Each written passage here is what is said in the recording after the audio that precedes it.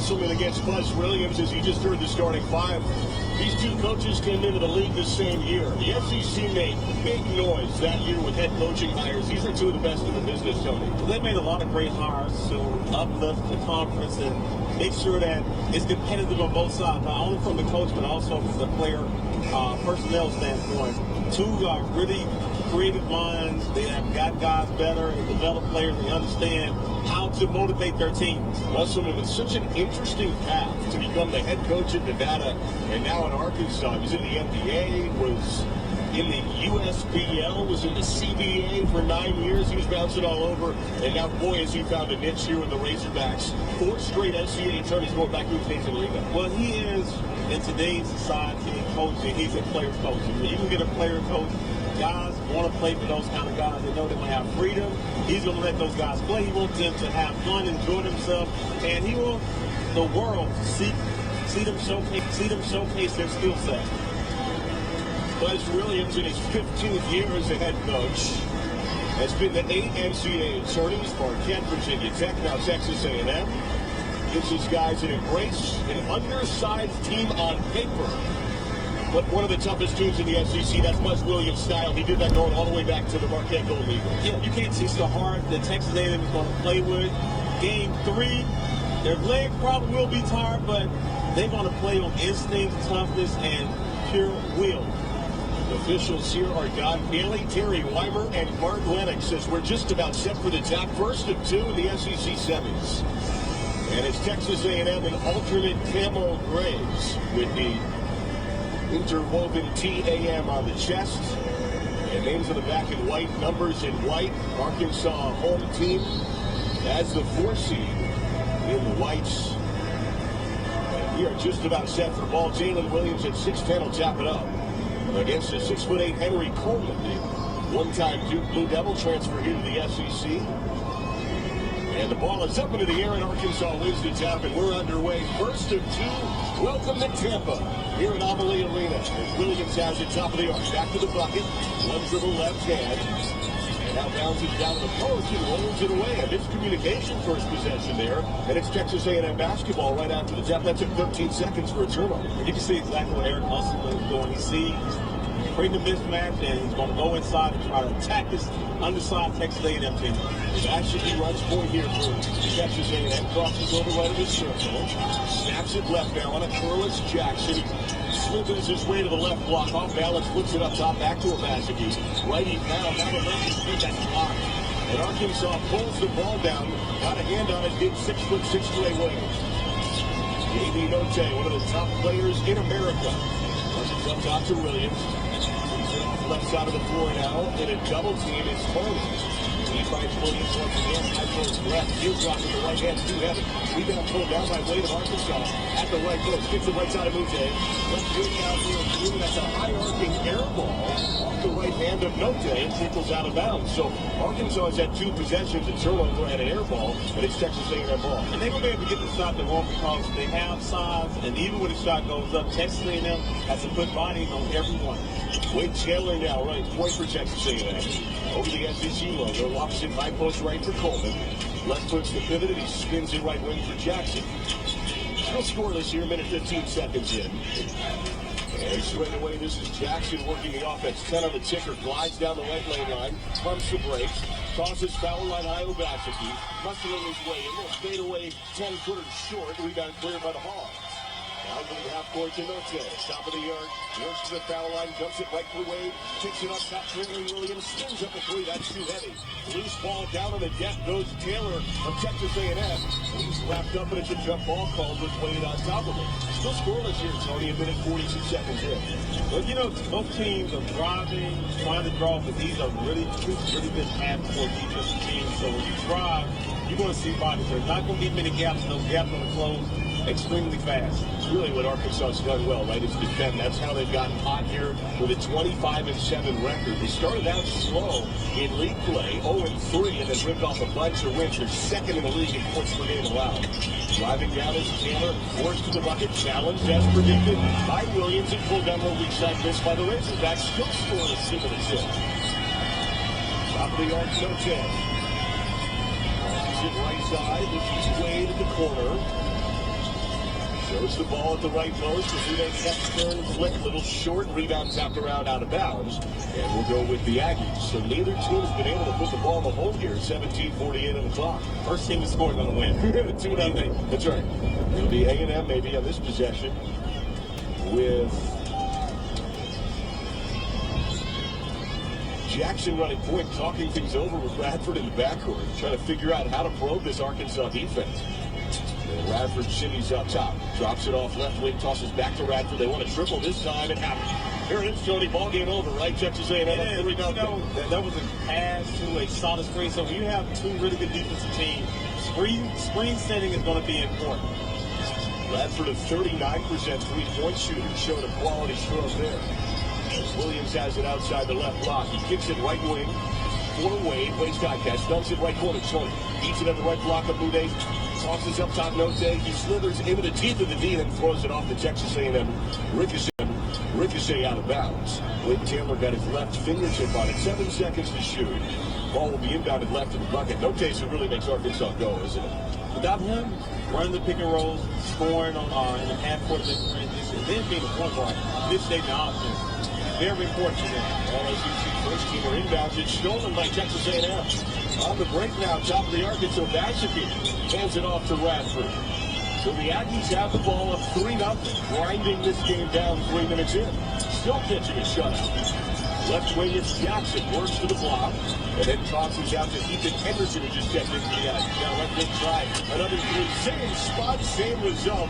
This time it's Obaseki, and it's 6-0 Texas A&M. On that drive, they don't say helped out too much. Tony drives to the bucket, and he starts the scoring off for the Arkansas Razorbacks down the left side of the key. Jackson left the quick answer from left of the circle. That was short. From just beyond the arc of the board, taken down by the Razorbacks. Note over the timeline. This is right side of Amude. Back up top to Note. Around the horn it comes. Left wing three is hoisted by Tony and finds off too strong. It's 6-2 Aggies, 4 minutes in. Texas A&M is doing an excellent job of only giving them 1 attempt. Knowing that they're undersized, the Razorbacks have taller players, but you have to box them out and get some boards. Radford works to the foul line, knocks a 15-footer that glances right. Pulled down by the Razorbacks. Note pushes the base. Kettle down with a pass ahead to Tony. Hot step to the bucket, throws it off the bottom of the tin. And it's off the hand of Williams, trailing the play. Last touch by Arkansas, and it'll be Texas A&M ball. We are off to a grinder on the game. It's 6-2 Aggies. 15:49 first half as we step aside. Hey, basketball fans, everybody knows that the food is the best part of game day. Velveeta knows how to make your tailgate the most indulgent with extra melty, delicious queso and creamy Velveeta shells and cheese. These dishes are always a slam dunk, always come through in the clutch. And as for the competition, well, they're shooting air balls. So don't compromise. Serve your watch party the crowd-pleasing, extra creamy cheesiness they deserve. That's La Dolce Velveeta.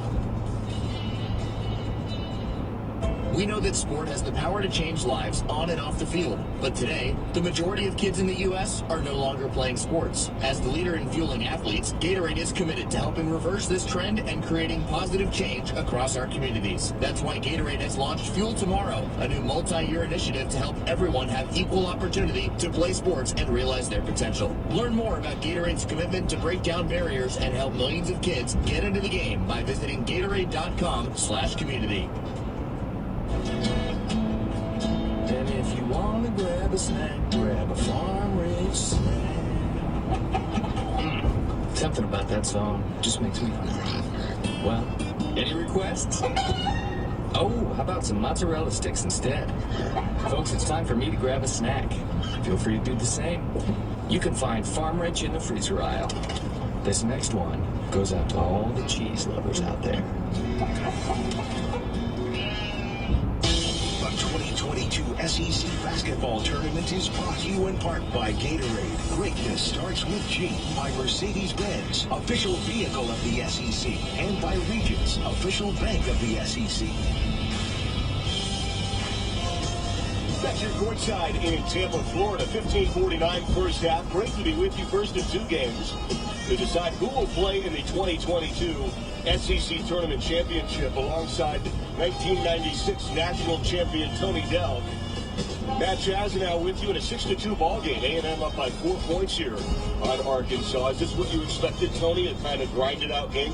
I knew it was going to be a half-court battle. Both teams really defended the half-court. And when you get to the SEC tournament, you get the NCAA tournament, you have to get back in transition and not give up easy baskets. So both of these coaches are real seasoned when it comes to not giving up easy baskets. Also, when you're undersized team, when the shot goes up, Arkansas is the bigger team.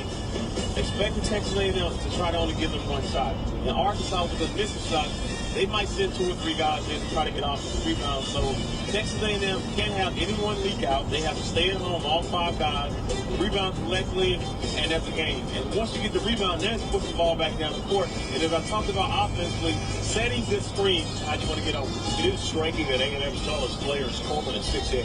I mean, it's really 4 out, 1 in. But like you said, when we went to the tap, they're tough. I mean, this A&M team is tough as nails, and they've grounded out to make it a 6-2 start. You're showing just that. You know, you look at both teams and take on the personality of the coaches, and you see both coaches are all about defense, and he's going to give you freedom on offense. So they want you to defend.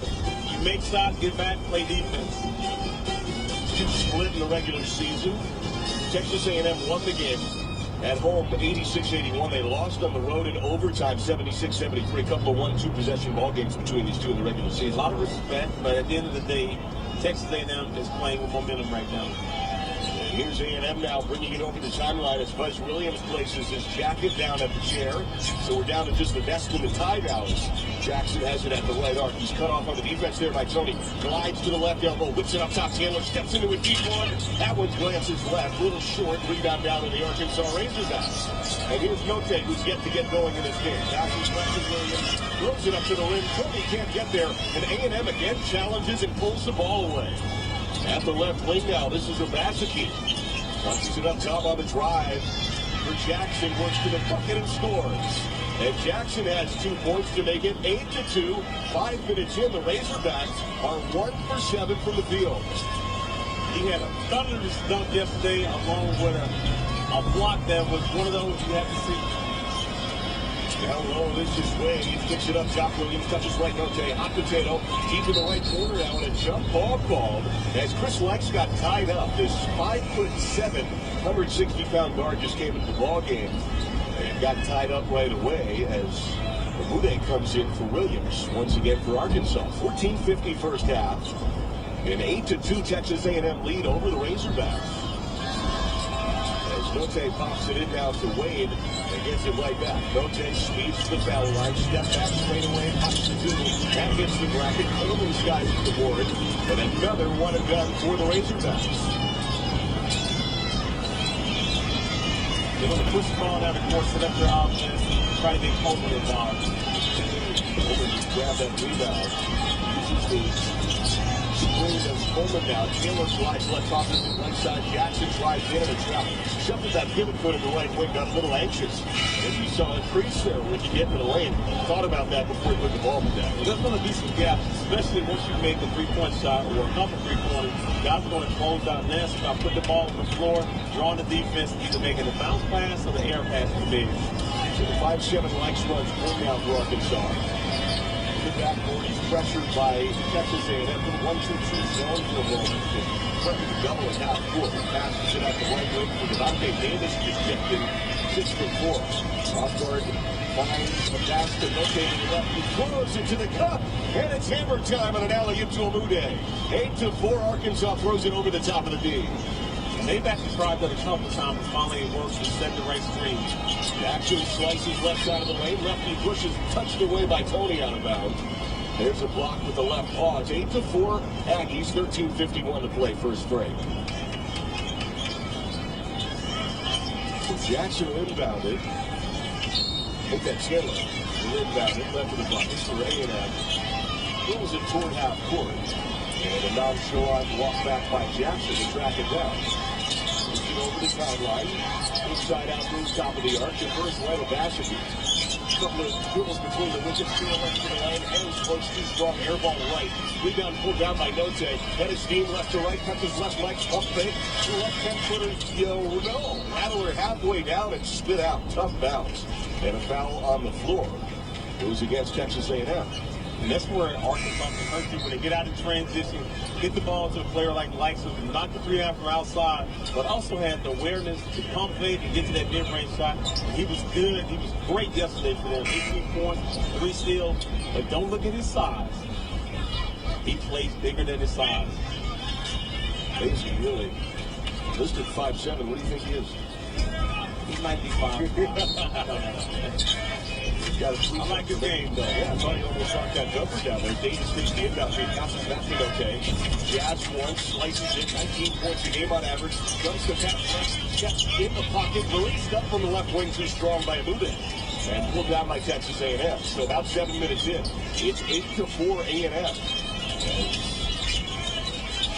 Obaseki drives in, kicks it right side, three-pointer from Diarra is up and home.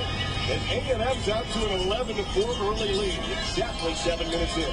Put the ball on the floor, playing downhill, throwing and kicking out to the shooter.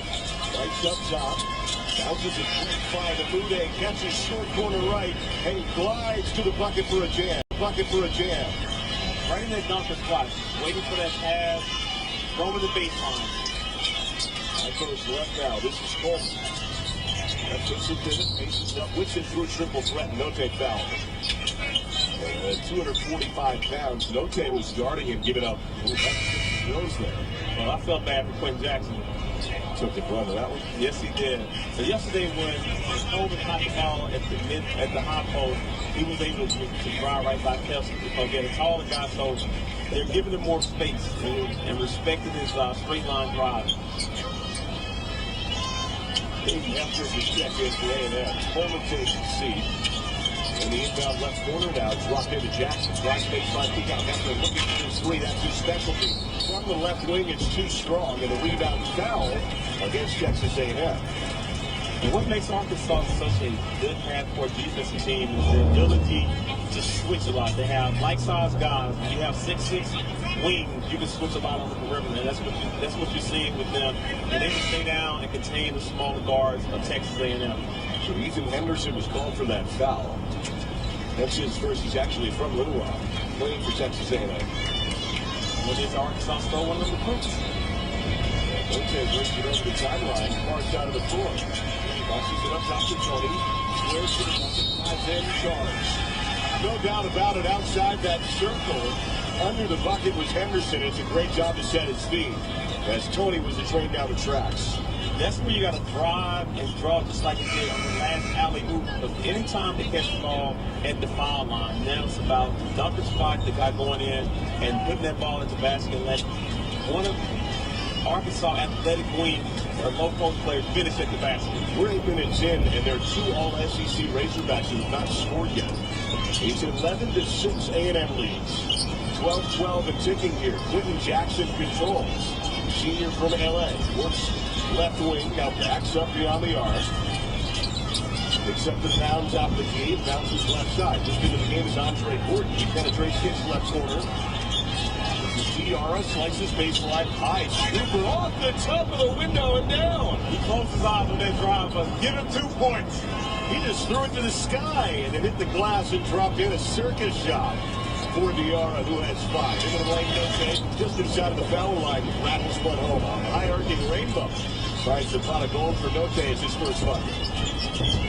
Jackson has it left wing, crosses over 11, top step to the bucket, throws it over his head, and gets bailed out with a call. Eric Musselman is not happy either with his defender or the call. As we take a timeout, 11:31 to play in the first. Texas A&M 13, Arkansas 8. The new Simple 7-Up is unlike other sodas. It's made with only 6 real ingredients for a real 7-Up taste. It's like the original 7-Up, but simple. Basically, we went back to the soda basics. Just a lemon-lime soda flavored with real lemons and limes. What a concept. Plus, it's made with only 6 ingredients. Because, well, that's how many it took. Don't overthink this one, guys. We didn't. Real ingredients, delicious 7-Up taste. New Simple 7-Up. Simple 7-Up is a proud sponsor of the SEC. You're listening to the SEC Men's Basketball Tournament. Wants to try another 3. He'll make another 3. On the SEC Radio Network.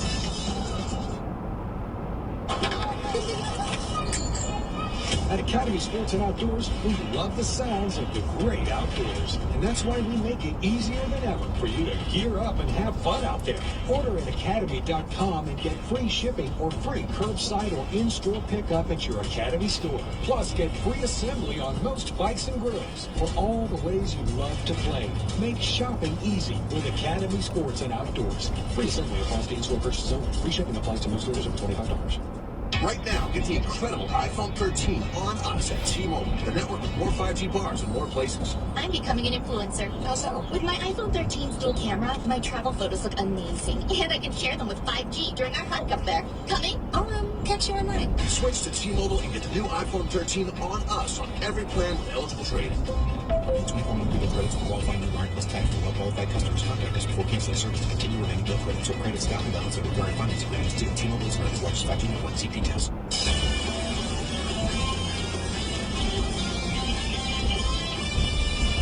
Texas A&M is playing its third game here in Tampa.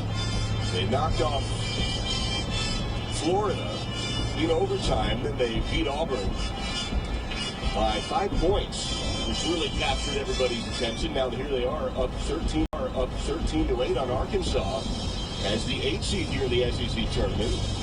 And Tony, they have really ground this game down and forced Arkansas to try to funnel into the paint. They haven't had any room down there.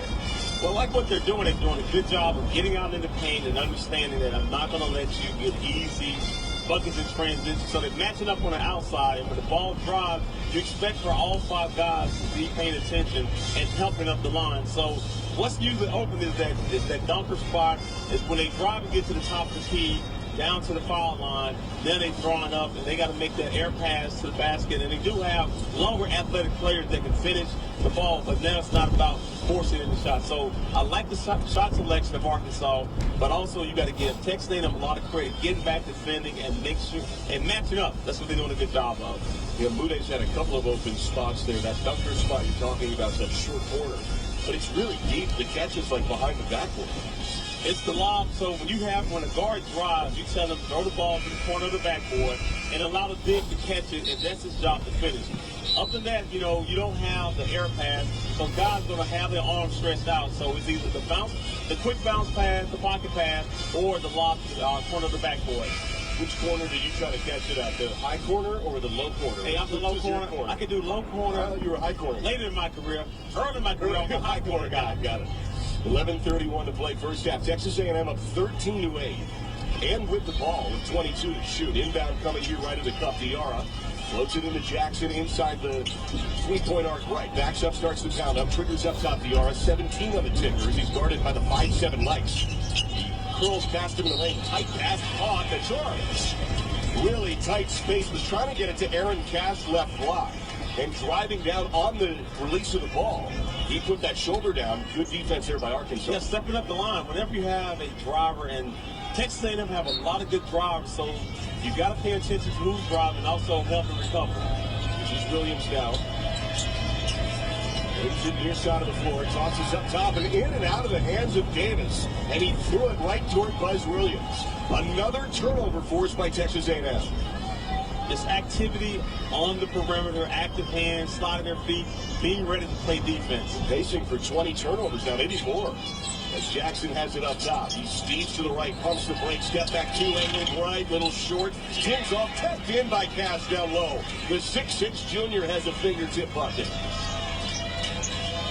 Full court press is on here, 15-8 Aggies. Lights breaks it so fast into the paint, cradles the ball left hand, and he's fouled.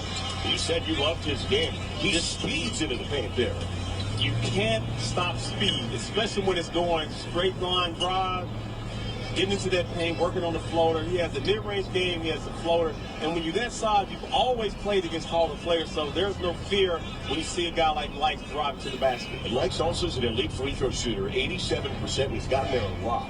Really impressive at his size. I mean, he's still constantly going into the teeth of the defense. He knows how to create a shot. He's been that size for a long time. Right. And playing against taller guys, when you're a smaller guy, really doesn't affect the smaller guy. That's a great point. Free throw coming up here for Likes. That's good. 87%. He didn't score much against the Aggies in the 2 meetings. 2 points, in the first one at Texas A&M, had 6 in the return game. It's his first bucket today. He's made great impact, though, even with only 1 point, maybe a second coming here. Yeah, flow the mid-range, but also he's one of those smaller guys that can get under the ball handle. Their free throw miss tracked down by DR. So it's 15-9 Aggies, 10:45 and 50 first frame. DR off the screen to the right.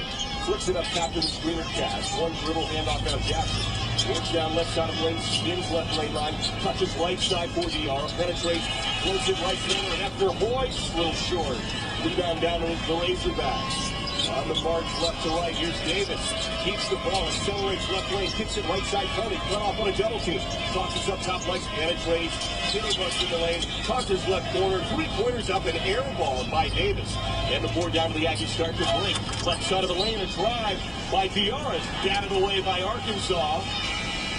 And I believe they say last touch by Texas A&M. So the Razorbacks, after an air ball, fast break defense is fantastic, and they get the ball right back. That's one of the plays as a guard. You don't have anything there. That's when you have to throw the ball out, set up the offense. They've been running really good half-court offense and executing the half-court. Monty Johnson checks in now at 6'7". It does it. Lights control. Right half-court set for Arkansas. Toss up top to Amuda. Off of Johnson's screen, deep right wing, speeds under the bucket, whips it up top for Davis. Kicks it left corner for Likes, lost the ball, wrestling with it, loses it off the foot of the Aggies out of bounds. At the far side of the floor, Obaseki was trying to start a fast break and couldn't quite get his paws on it, like a football fumble that was in one of the blooper reels. He's hitting one of the toes, one of the cleats. You got to like the tempo. It's in Texas A&M favor. They're getting out, pressing the ball, creating havoc. It's tough and grindy and congested. And Likes tries to shoot over at left wing. That's off the 10. Rebound pulled down by Gordon. A&M's got to love that shot from Arkansas as Jackson controls top of the key. Whips it left side for Gordon. Reaches for the catch. Couple of pounds left, elbow. Spins into the lane. Likes pokes the ball away and steals it. Wraps the ball behind his back at half court. Close to the head. Stolen back by Jackson. A&M right to left. Top of the arc. Whips it left side Obaseki. Touches high left. Jackson glides to the cup of the charge. We have ourselves a defensive battle here in Tampa in the SEC. It's a fist fight, a 15-9 A&M lead with 9:19 to play. As a player, you're driving and you have to change your body in the middle of the area. And it's tough because Likes is so quick and he got there so fast. So the lane opened up, and then before you know it, Likes is there, and his feet above the restricted area, and you have to give your body in a game like this. Court's 94 feet, right? So that was about 180 feet. Steal charge. Boom, boom, boom. It happens fast. Tony up top, gives it to Likes straight away. Snaps it left corner on the pop out of Uday. Had a couple of dunks there. Just drives baseline. Righty touch off the bracket. Rebound inhaled by A&M. And again, they clear it after a stop. Arkansas 4 of 16 shooting. Taylor top of the arc. He speeds in for Texas A&M. Muscles to the bucket in his foul. With 8:52 to play. Seems like A&M is getting stops and then getting inside the paint and figuring it out. And also just their activity on the outside. Ball reversal. As soon as the ball reverses, now the defense shift, that's the best time to drive. But also you catch a guy closing out. If he's closing out of control, put the ball on the floor, come to a 2-foot stop, and make the pass, or either just shoot over the guy. Taylor, the freshman, averages 8 points a game, puts it in. The thing about Taylor is, he's only 8 points a game. He had one really big eruption this year. It was against Arkansas. He had 25 points at Arkansas. It's his first point here today. Also, he plays under control. He takes his time. He's a poised young player, and that's what you expect out of a point guard, is being able to control tempo and play at your speed. Arkansas ball right half court. 17-9. The Razorbacks have yet to crack double digits with 8:39 and ticking. Lights up top. Off of the Mude screen. He goes down on the pick and roll to Mude. Lights trips left, throws it up. That's blocked away. And off the foot of Johnson on the rebound. Off of Arkansas. Texas A&M ball. The vice grip is officially clamped down on the Razorbacks. They're making it tough. They're challenging all shots on the perimeter. And when the shot goes up, you're going to have 5 guys boxing out trying to get to the boards. 4 of 17 from the field, 0 for 6 from 3. A&M basketball. Right wing, here's Coleman. Crosses over on the perimeter, lost it, leak out now on the steal. This is Davis, right cup, hangs, floats, missed the bunny. Rebound Davis, and he cleans himself up and pops it in on the right side. So he has 2, and Arkansas is up to 11 points in a 17-11 score with 8 minutes till intermission. I still think this game is in Texas A&M favor. They're taking the time in the half court, running their set, setting good screen. Batshuayi drives in left lane line, falling down, muscles it up. That Tim's off left. Rebound down to the Razorbacks. Light head up, was thinking about a cross-court pass. Instead makes the easy one right through Monet. He dribbles with the right paw of the baseline, floats it up top. That's deflected. Might be off of Arkansas for over and back. It is. As the Razorbacks have the turnover and we step aside. 7 minutes, 40 seconds to play. First half, we are grinding our way through here in Tampa. It is 17-11 A&M lead. Nobody protects you from mayhem like Allstate. I'm a speed bump. Did you hear what I said? I'm a speed bump. And if you have cut-rate car insurance, the cost to reattach your muffler could really be a bump in the road. So switch to Allstate, save money, and be better protected from mayhem, like me. Based on coverage and limits selected, subject to terms, conditions, and availability. In most states, prices vary based on how you buy. Allstate Bar and Casualty Insurance Company and affiliates, Northbrook, Illinois. Lots up on a right-hand jam. Have mercy. You're listening to the SEC Men's Basketball Tournament on the SEC Radio Network.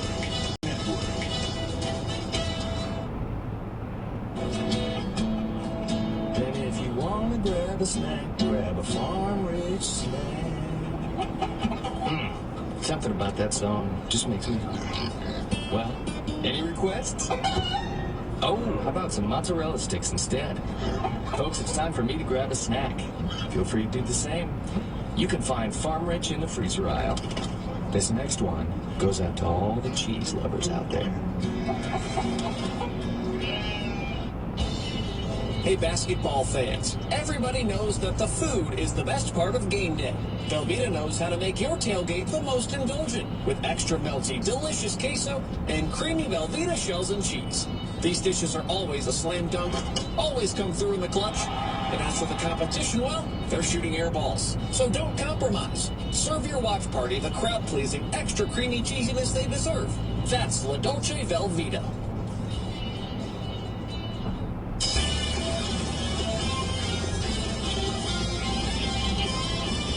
Texas A&M leads Arkansas 17-11 here in a 1-2 here from Tampa, Florida. A 6-point lead for the Aggies. He made 6 field goals. Arkansas has made 5. The field goal percentage numbers, 30% for Texas A&M, 26% for the Razorbacks. And I guess when the outside shot's not going in, you got to go inside, right, Tony? And Texas A&M seems to be trying to do that. What are they doing on offense? Offensively, what you see with Texas A&M, they want to run some seconds off the shot clock to make Arkansas move. Because you can't score them on the strong side. So now, once ball reversal and player movement takes place, that's the best time to drive. So you can't just catch the ball, come down the court when the strong side defense is already set. And the last 2 possessions, they were kind of fast. You had Coleman trying to do a little too much on the outside, and then you can't take a quick shot. This Arkansas team preys on taking bad shots so they can get out of transition. But Texas A&M has done a really good job of just getting back in transition, matching up, and only giving them 1 attempt at the basket. Very few fast break points in this ballgame. A&M has really locked it down. You're right. You know, they haven't shot a high percentage, but they've gotten back on D. Arkansas and Note has had no impact on this ballgame. All SEC first teamer. Note has been on the bench over the last couple of minutes. He has 2 points and 3 boards. Both teams are doing a really good job of guarding each other, and there hasn't been a lot of rotation, but when you get those rotations, Texas A&M has got more of them. That's one of the reasons why they can get some outside shots. They're drawing and they're kicking out. The shooters are stepping in and knocking down the outside 3. So Texas A&M has the ball here out of the timeout. 20 seconds on the shot clock. 7:40 to play, first half. They have the ball with a 17-11 lead. Very low-scoring game. Far side of the floor, it's locked it into Cash. Mishandled for a moment, now gathers. Near half court, and he hands it off to Abasaki. Top of the arc, backing things up. Near the midway line. Punched over at the right wing. Crosses over, now making Radford with the ball. Doubles it right back for Taylor. Glides in, well, the keeper. Teardrops up, foot iron, pounds down hard, but touches in. And Taylor has 4 points, and they used 19 of the 20 seconds they had. Extra offense, making Arkansas play throughout the shot clock. Note right wing drives it in to Gordon's chest. Bounces up top, miscommunicated. Taylor picks it off. Leaks out, drives for the bucket. Lefty shot swatted away. Arkansas's Amude gets back on D. But at Texas A&M, another turnover for us. Still have the ball with 27 to shoot. Careless with the passes as we're seeing Arkansas, and you might see Note go out of the game. You got to have concentration, you got to have focus. This is a big game, and altering the shot is what's key for them. That block by Amude is today's All-State Good Hands play of the game, protecting you. So protecting you has no offseason. You're in good hands with Allstate. Allstate, official sponsor of the SEC. Radford left wing drive, dishes up top. Taylor hop step to the paint, leads it off right close for Cash. Nearly lost it, rolls it up top now for Coleman. Drives back to Cash, repeats for a hammer. 21-11, A&M leads by 10. 6:40 and ticking first frame. Texas A&M is driving, drawing, and kicking, making the extra pass is what has helped this team out. This is Likes at half court now. Only 11 points for Arkansas. Backs up, Jersey on top half court. Flips it right for Davis. Drives it on Taylor, cut off at the foul line. Kicks it left. Amude hits a 3 at the left wing. So Amude has a bucket, and it's 21-14. That was a needed 3 by Arkansas. Into the lane now. This is Cash. Spins around, whips it right. Corner gets Taylor. Answers at the right corner, and Taylor's up to 7. Back and forth trays as the game opens up a little bit. Ball went inside, through the guys, and kicked it out to the outside. 6 minutes to play in the half. Light speeds to the left elbow. Dribbles out as he's cut off on the defensive collapse. Between the rings now. Thought about picking the ball up, almost double dribble. Refers left to Amude. Drives baseline left. Hangs, floats, tough shot. Missed it off the iron. Rebound taken down by A&M. Radford has it near wing with the crossover. Going to take the air out of the ball a bit here. Down to the left for Gordon and walks. A&M turns it over on the perimeter there.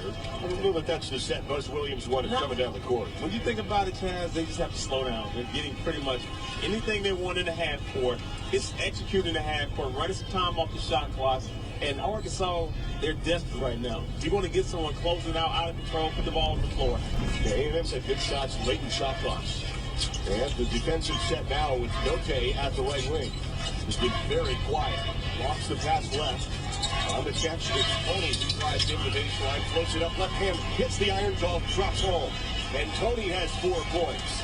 It's 24-16 A&M, 5-10 and ticking first half. Jackson at the SEC logo. Bounces left to Radford, kicks it right Gordon on the flash. Jabs right, starts up the pound, defers to Jackson, top of the arc.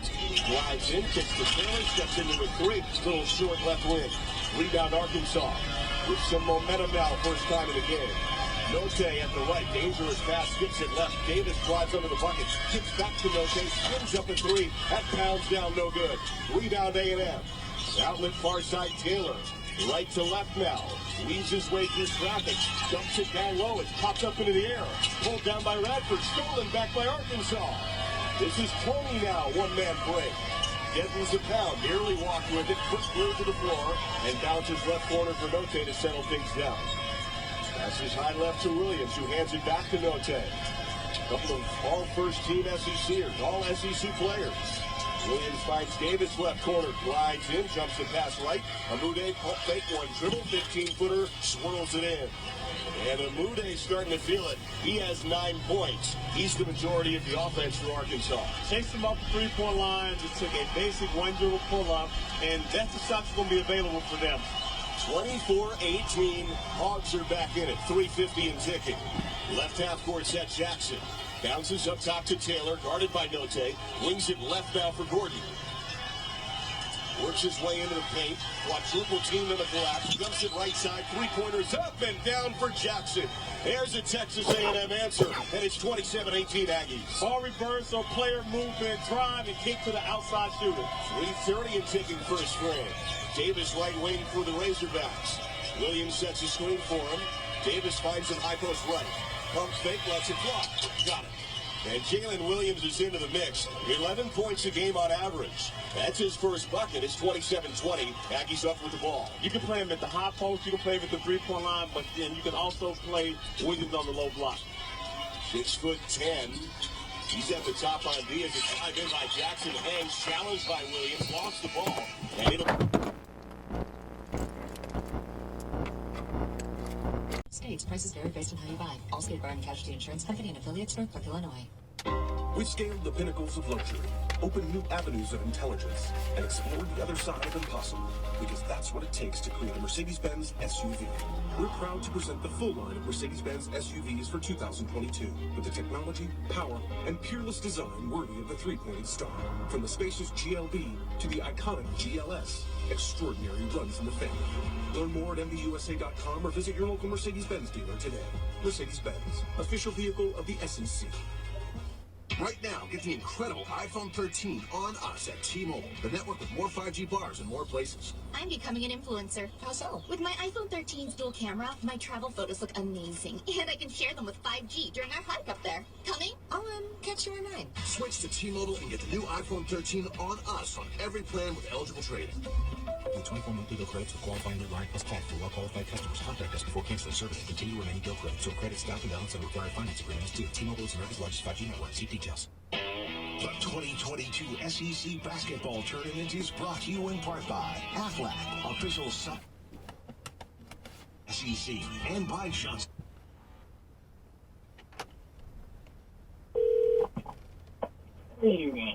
Yes? Yeah. I got a deal saying, Courtney saying you wanted me to call you, but that may have been from last night. Oh, no, it's from earlier. Oh. Here's my... What'd you need? Do you think you want to go back on I cannot hear her. You want to go to Home Depot and get another one of those heating elements and try to switch it out or something? I don't know. I can. before we purchase one? Before you purchase one? That's fine. I'll go by and get one. Okay. Do you have a timer for it? Yeah, I should have. Okay. Okay.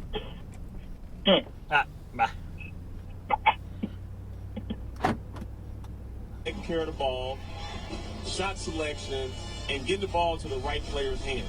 If you can do that and understand the feel of the game, it helps both teams understand which guys can shoot the ball, can make the ball down low. But if you take care of the ball, every possession it counts right now. You can't take a possession off defensively. And offensively, like I said, you can't turn the ball over and you got to take good shots. What was your preference as a player when you were in a tough spot in the ball game? Did you want coach to call timeout to go talk about it, or did you want to play your way out of it? I wanted to play my way out of it, but certain coaches want to call timeouts to settle down the guys. If you have a good point guard, that's his job. His job would be like he's going to calm the waters. He'll make sure guys are in the right place. He'll huddle the guys up and say, this is what we have to do. So it really depends on your leader. It'll be Jackson who inbounded at the far side of the floor for Texas A&M. With 11:57 to play in a game that now feels like it could come down to the wire as Tony jumping Jacks in front of him. Bounce up top to Cash, who just checked in. And Aaron Cash hands it back to Jackson. Off on the right wing with 16 to shoot. Jackson bounces to Radford deep on the right wing. Flips it up top to Hefner. Pump fakes, couple of technique downs. 50 to up and home. And Hefner has his first bucket, and it's 49-44 A&M lead. Just that ability to use the 6-inch frame as he drove and just rolls up. Davis bounces to the right elbow to Williams. Cut off on the drive, pick out Davis, steps into a deep one, swirls out. Rebound down to A&M. That went all the way around the world. Jackson, top of the arc, finds Radford, lines up for triple, got it! Right wing for A&M, 52-44. Aggies, it runs back and forth in this game. Top of the arc, Williams. Is it Arkansas's turn? Finds Note between the circles. This is to Davis, leaves it left, and Mooney gets fouled on the three. You have to respect it, and Mooney has 17 points now, and Jackson went too close and popped him on that wrist. That's what happens when you make outside shots. Guys have to close out of control. But also, if a guy's taking a shot from the three-point line, you challenge vertical, arm straight up in the air, and let him take the shot. But also, you still have Williams, who had touched the ball on the inside. You look out there right now, he is the tallest player, the strongest player. Mude gets the free throw. Yeah, Williams sure is by far 6'10". Gosh, the He's tallest. playing 20 feet out on the perimeter right now. Yeah, but what's the tallest other Aggie out there now? 6'7", maybe? 6'7", very athletic, but you can use your big body down low to utilize his athleticism. Second free throw goes in for Mude. He's got a third coming. Fouled on the three-point attempt. The left wing, Mude's third. For the 67% free throw shooter drops in. He's having a great game, has 20 points. Shooting is all about rhythm. His rhythm is there right now, and those foul shots look really good going down. 52-47, Arkansas within 5. A&M ball. At the top now, Jackson. Lost the handle for a moment. No pressure. Collects it. Top of the arc. Off the sleeve. Pick and roll with Cash. Dishes left after. Works into the paint. Tipped away. Shot blocked down by Arkansas. Rebound down to Note. Hand off over the timeline. Now he glides to the right. Accelerates. Kicks it up top. Mude has the hot hand. Little bit short.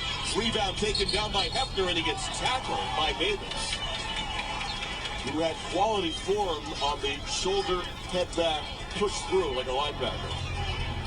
And Davis has his foul on the floor now. Mude is not going to get a better shot than that. That's a hot hand, step right into it, shot it with confidence. This thing go in. 52-47 Aggies, 10:26 to play. Diarra spins it between the circles now with a dribble. Off the left wing, Diarra, line baseline. Double team down there. And his pass to the perimeter is deflected out of bounds. Far side of the floor. 10:14 left here in Tampa, game one. 52-47 Aggies. It has been a good one. Started out real slow, sort of sticky, hard to get the ball. It was just a matter of time. Yeah, Arkansas was in single digits for like a quarter of the game. Diarra on the inbound, curls in on the slide, finger roll challenge, drops it in over the top of the block. And Diarra scoops it home. At 10 first half points, he's up to 12. He's made the tough one. It's the easy ones that he has trouble making. High degree of difficulty there. Note right wing pass right deflected by Diarra, but pulled down by Davis. And Arkansas dribbling at the right wing. Davis finds Williams high post right. One dribble, nearly turned it over a sixth time. Pirouettes in the lane. Lefty hook shot off the glass. Pulled down on the miss by A&M. Jackson far side of the floor. Kicks to Hefner. Open three. Right wing. Buries it. Hefner with a three. And it's a 10-point Aggie lead. He called that letting a play develop. Letting guys go through. Letting your shooter be the trailer. Step right into it. Knocked it down. That's up to double figures for the Aggies. Note bounces left wing. And it's a pass from Tony that's deflected out of bounds. So it'll be Arkansas ball. With 9:16 to play. Go ahead, Tony. Once again, I don't like Williams on the outside. Right now, that time, he had a smaller guy, smaller defender. So the guards have to do a better job of trying to get him the ball. But also, let's start with Coach Musselman saying, let's work the ball inside to our I just need a large Dr. Pepper, please. He's had a really hard time. It feels like Buzz Williams. Yes. Tap dancing his way back to the bench. He's enjoying himself right about now. I would think so. Happy feet right now. Happy feet. Very happy feet. Thank you. Right of the bucket. The inbound from Note goes to Mude. Throws a fastball in traffic. It's off of Tony's hand. Glances down to A&M. Jackson, Euro step. Wild waiting runner. Throws off the bottom of the rim. And a foul called against Arkansas. And so he will go to the free throw line. He got bailed out on that one. Yes, but when you've been aggressive, I mean, that happens. Right now, they're out in transition. They're making plays. And if you just throw something at the basket, the ref are not ahead of the play because guess what? They're not as quick as Jackson. So to them, it looked like he really got hit, but it was a bailout, as you just stated. Being as athletic as an all-SEC player is not a prerequisite to wear the stripes and blow the whistle. It's hard to find those guys. Right? Maybe Haywood Workman in the NBA. Yeah. But you know this, you can't make everyone happy as a referee. The coach is the man that you deflect. Actually, in all seriousness, they've done a really good job this game. And the games we've seen have been extremely well officiated. So they brought some really good officials, the best in the SEC. That's when they get teams the top dollar. Jackson hits both free throws, and he's up to 13 now.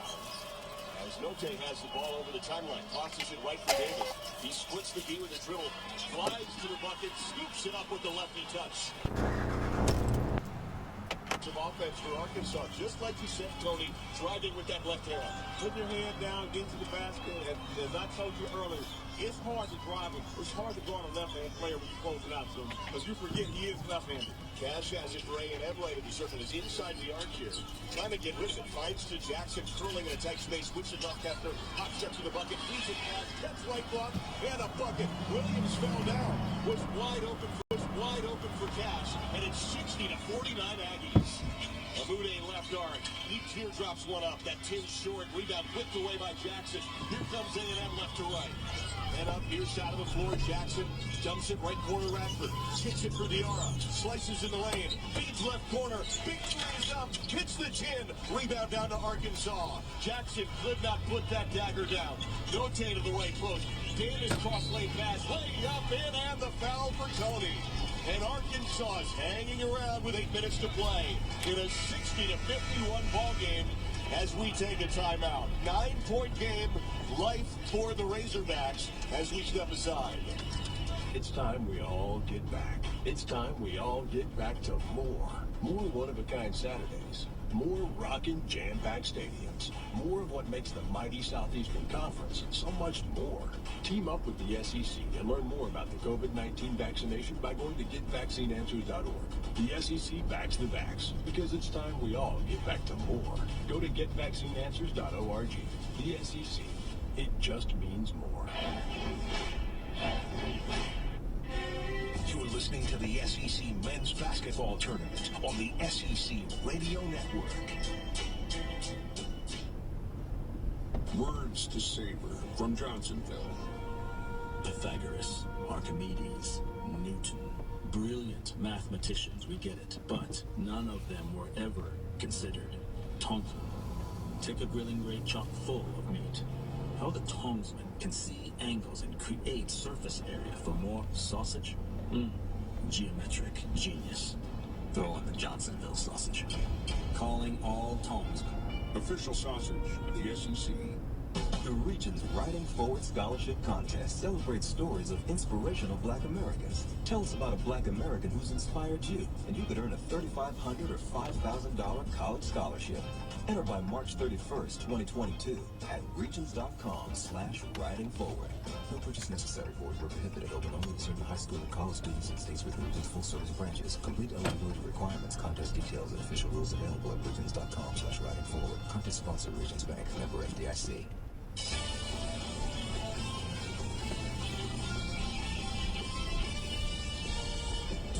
60-51. A&M leads Arkansas by 9 points with 8 minutes to play here in Tampa. And it's time now for a look at the stats presented by Aflac. Tony, when you peruse the numbers here in this ball game, what jumps out to you statistically that would say, hey, Texas A&M up by 9 here on Arkansas with 8 minutes to play, the 8th seed looking to get to the SEC Tournament Finals? How well they guard the 3-4 line. If you look at the percentage right now, they've been able to contain the guys on the perimeter, challenge shots, give them only one attempt. That's another reason why Arkansas, with them being a longer, athletic, bigger team, Texas A&M is only giving them so many second chance opportunities. So once they see the ball go up, they start putting their bodies on guys, position themselves to get that offensive, defensive rebound. So what you got to understand about the teams that win and go on, Buzz has the three-piece. He's got the Dashcam in the whole deal. Tony made all his assistant coaches wear the three-piece. He's got those shoes shined up. And he's got the Aggies up 15 with 5:33 to play. So this is Jackson now working low on the foul. Top of the arc, glides down the right lane line, muscles away, and the bucket gets hammered. And Tony knows it. He could not get those feet in front of Jackson. And with 5:24 to play, A&M's in control.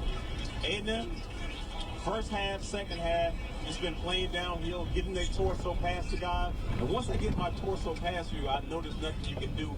And what they're doing is you can't help them because they're making outside shots. So where that help was coming, you got to stay at home on shooters now. Jackson did exactly what you just said. Got that body beyond him. Puts the free throw in. Quentin Jackson Had 6 points at halftime. He's now up to 17. Well, just a guy that plays down here. See. And with that, we hand things over to our public address announcer, John George.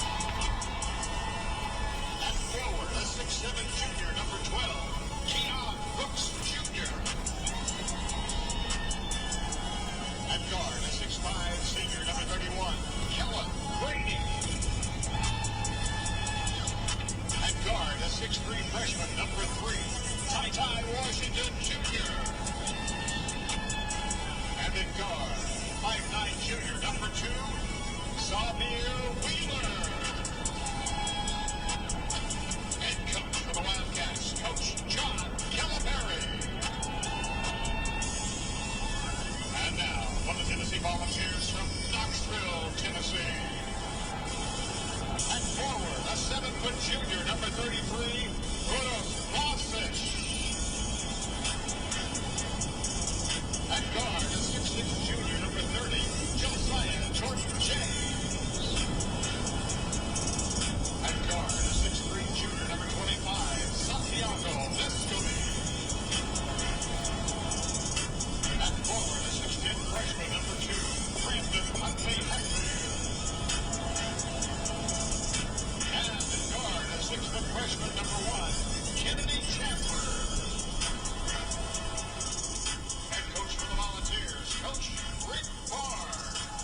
All right, those are your starting lineups. Tennessee, Kentucky, about ready to go here inside Amalie Arena. As we bring back in Matt Johnson now, Tony Dell. Guys, starting to get a little loud here in Tampa. That's that Big Blue Nation. That's that Big Blue Nation that's filled this place in. Tony, you're quite familiar with one of the great fan bases in all of sport. 20,500 seats here. They travel okay, don't they? They travel well. They follow the passes. Right now, what we've been seeing from all these teams, they've been playing really good half-court defense. Tennessee has two of the quickest guards, not only in the conference, in America with Ziegler and Chandler. Kentucky at 26-6, 14-4 in the SEC, is going to try to back those guards down to get to the 1-seed line, winning this SEC tournament. Texas A&M awaits. You've got the speed of Tennessee on the perimeter, maybe against the size of Kentucky. Is that the battle here? That's going to be the battle. Tennessee got to be able to try to get that ball inside the paint. Guards got to use the flow that's Ziegler and Chandler. Get the ball to their bigs so they can have interior offense. Kentucky has to force the pace, get the ball to the shooters. Grady and Mintz coming off the bench. And we already know about Oscar Tshiebwe. He has been the most dominant big man in the country, rebounding, and also he's been a serviceable scorer and making shots in the mid-range. I got a little nugget for you, Tony, about Tshiebwe. 488 rebounds this year.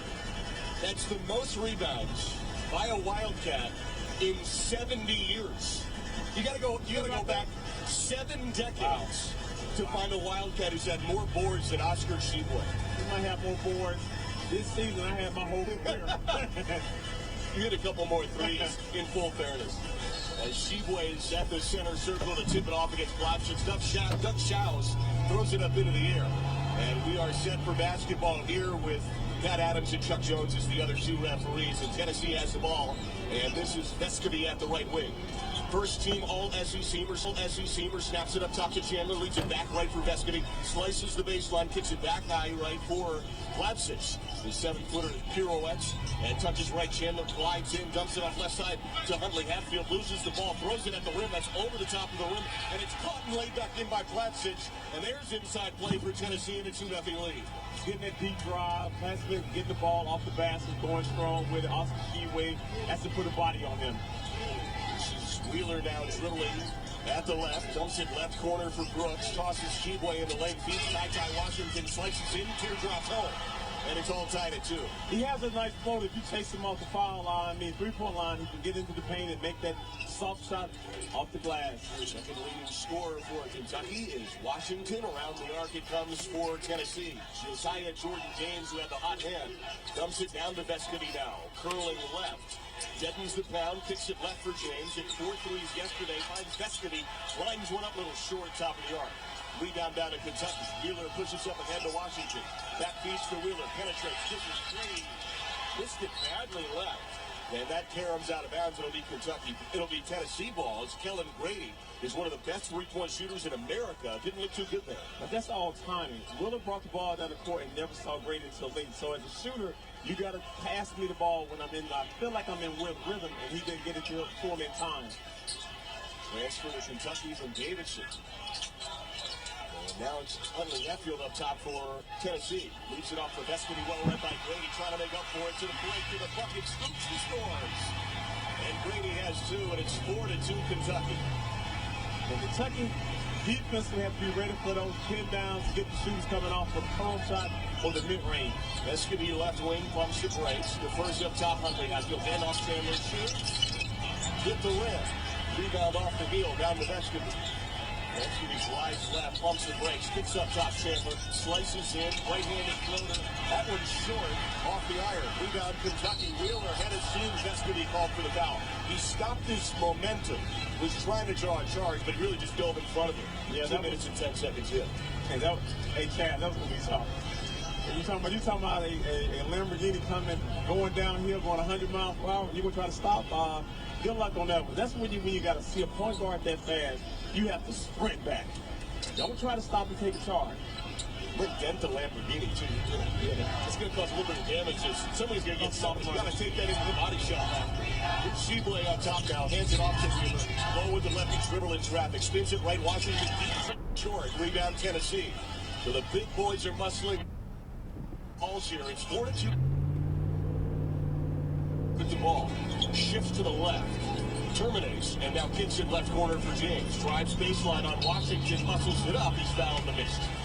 And free throws to come here for Josiah. Ty Washington called for his first. Washington is the next in line among a very long line of Kentucky shooting guards, all trying to be Tony Bell, as James goes to the free throw line. But with this Kentucky team, they don't have depth. So the starters have to stay out of foul trouble. So anytime that guy drives, you have to try to wall up. Hands go straight up in the air. And then what Kentucky has to do is do a better job of helping as the drive's going. But you got to be able to contain your man, keep him in front, and stay out of foul trouble. They don't have the depth. What's your relationship like with Washington and other Kentucky shooting guards? Are you in contact with those guys? No, I haven't got a chance to talk to guards in some years. You know, I kind of stay in my lane when it comes to coaching, but also helping out. But if you relax, I can do it. Well, Wheeler knows exactly who you are. As he has the ball right in front of you, tries into the lane, scoops left hand. That's a little whirling dermis that missed it. Near side, it's pulled down by Blopshitz. Outlet down to Chandler with the left elbow, falling down, passes up top Blopshitz to avoid a travel. Dishes right, James pulls the trigger, from the right wing, and it's 7-4 Tennessee. There's nothing more upsetting than a guy with his hands down with a guy that's hot like Josiah Jordan James. He's been making threes from outside, and he can shoot from distance. It hit 4 yesterday, and it's stolen up top by Vescovy at the right wing. Speeds into the lane, kicks it left side. James wants it second. Buries it. James for 3. 10-4 Tennessee early. And Big Blue Nation's quiet right now in Tampa. This is going to be a game of run. Kentucky ball, Wheeler at the right. These two split the regular season meetings. Jumps the pass to Washington. Threads the needle, seam right, hammer time. Big man with a stop from the SEC Player of the Year. Nice drive draw. We've seen some guards get into that paint and kick it to the big. Top of the arc, Huntley Hatfield gives up a wide open three with a pass to Vescovi. Touches up top now for Chambers and left for Ziegler. Just checked in. Touches Vescovi straight away. Now finds Huntley Hatfield again. Pump fake on a 15-footer. Powers to the bucket. Drops it in right down the center of the pipe to the sky here in Tampa. Tennessee leads at 12-6, timeout called. And it's the Volunteers asserting their will on Kentucky here in Tampa. 15:51 to play. We step aside. The SEC taught us that anything is possible. But just when you think you've seen it all, you won't believe what happens next. That comebacks are not the makings of miracles, but are born out of preparation, perspiration, and perseverance. As the official bank of the SEC, at Regions, we take these lessons to heart and strive to bring our best every single day. What has the SEC taught you? Join the conversation with hashtag SEC Lessons. Regions Bank, member FDIC. At Academy Sports and Outdoors, we love the sounds of the great outdoors. And that's why we make it easier than ever for you to gear up and have fun out there. Order at Academy.com and get free shipping or free curbside or in-store pickup at your Academy store. Plus, get free assembly on most bikes and grills for all the ways you love to play. Make shopping easy with Academy Sports and Outdoors. Free assembly applies to in-store purchases only. Free shipping applies to most orders over $25. It's time we all get back. It's time we all get back to more. More one-of-a-kind Saturdays. More rockin' jam-packed stadiums. More of what makes the mighty Southeastern Conference so much more. Team up with the SEC and learn more about the COVID-19 vaccination by going to GetVaccineAnswers.org. The SEC backs the vax because it's time we all get back to more. Go to GetVaccineAnswers.org. The SEC. It just means more. 2022 SEC Basketball Tournament is brought to you in part by Gatorade. Greatness starts with G. By Mercedes-Benz, official vehicle of the SEC. And by Regions, official bank of the SEC. 12-6, Tennessee with an early lead, doubling on Kentucky. At the tap, 15:51 to play here courtside, along with one of the all-time greats to do it for the Big Blue Nation, Tony Delk. Matt Chaz now with you at 12-6 score, and early on, it's 8 points for Josiah Jordan-James, who had a big game yesterday with the win over Mississippi State, 72-59, and now here he is against Kentucky with 8 quickness.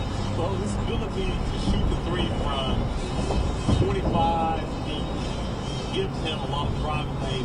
But he's one of those guys, he can have a ball in his hand, he can hit you with a jab, he still can be able to get that shot bucket, he has great side, great length, and he can also get the ball before.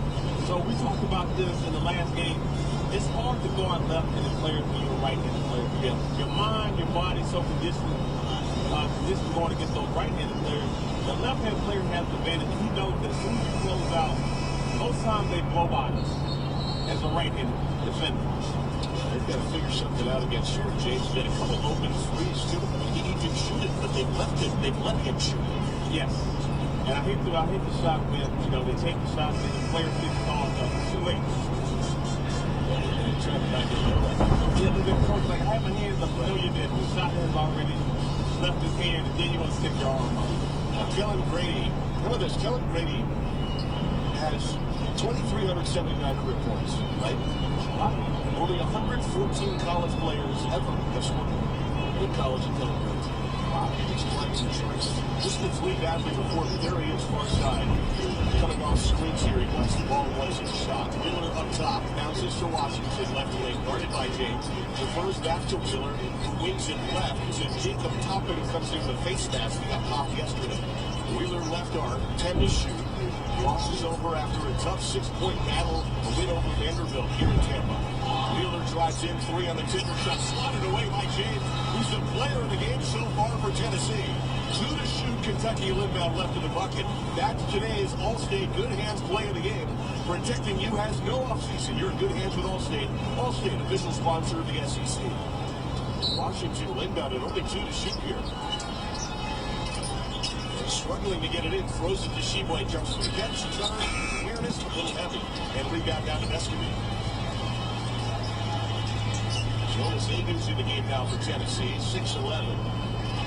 234-pounder. Tennessee's got those big bodies out there to try to battle Sheboy. James handling to his Brady on. Puts it right, Escovy pulls the trigger, bottoms!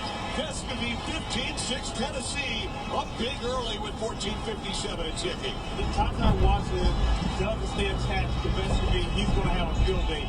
You can't give him airspace. Number 1 3-point shooter in the SEC. Escovy gets his first one in this ball game. Brady has it left arc now. Triple threat. Swings in. Rises up. Floats short. Barely grazes iron. Rebound down to Tennessee's Fulkerson just checked in. Outlet up ahead of Ziegler. Speeds to the right block. Back feed Escovy. Thought about a quick trigger, but defers up top for Fulkerson. Hands it off to Ziegler. Races now into the lane behind the back dribble. Trying to skip it to Escovy. Well read by Grady. Ball rolls all the way to the baseline. He dives for it to Grady.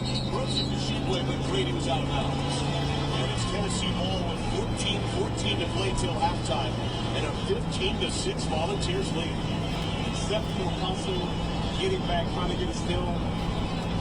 Once they get the tank, get an easy bucket in transition. Tennessee is one of the better backcourt defensive teams. They sit down in their stand, and when Chandler and Ziegler to the point guard, you can't put the ball down in front of them. Tennessee comes in 24-7, 8 in the net.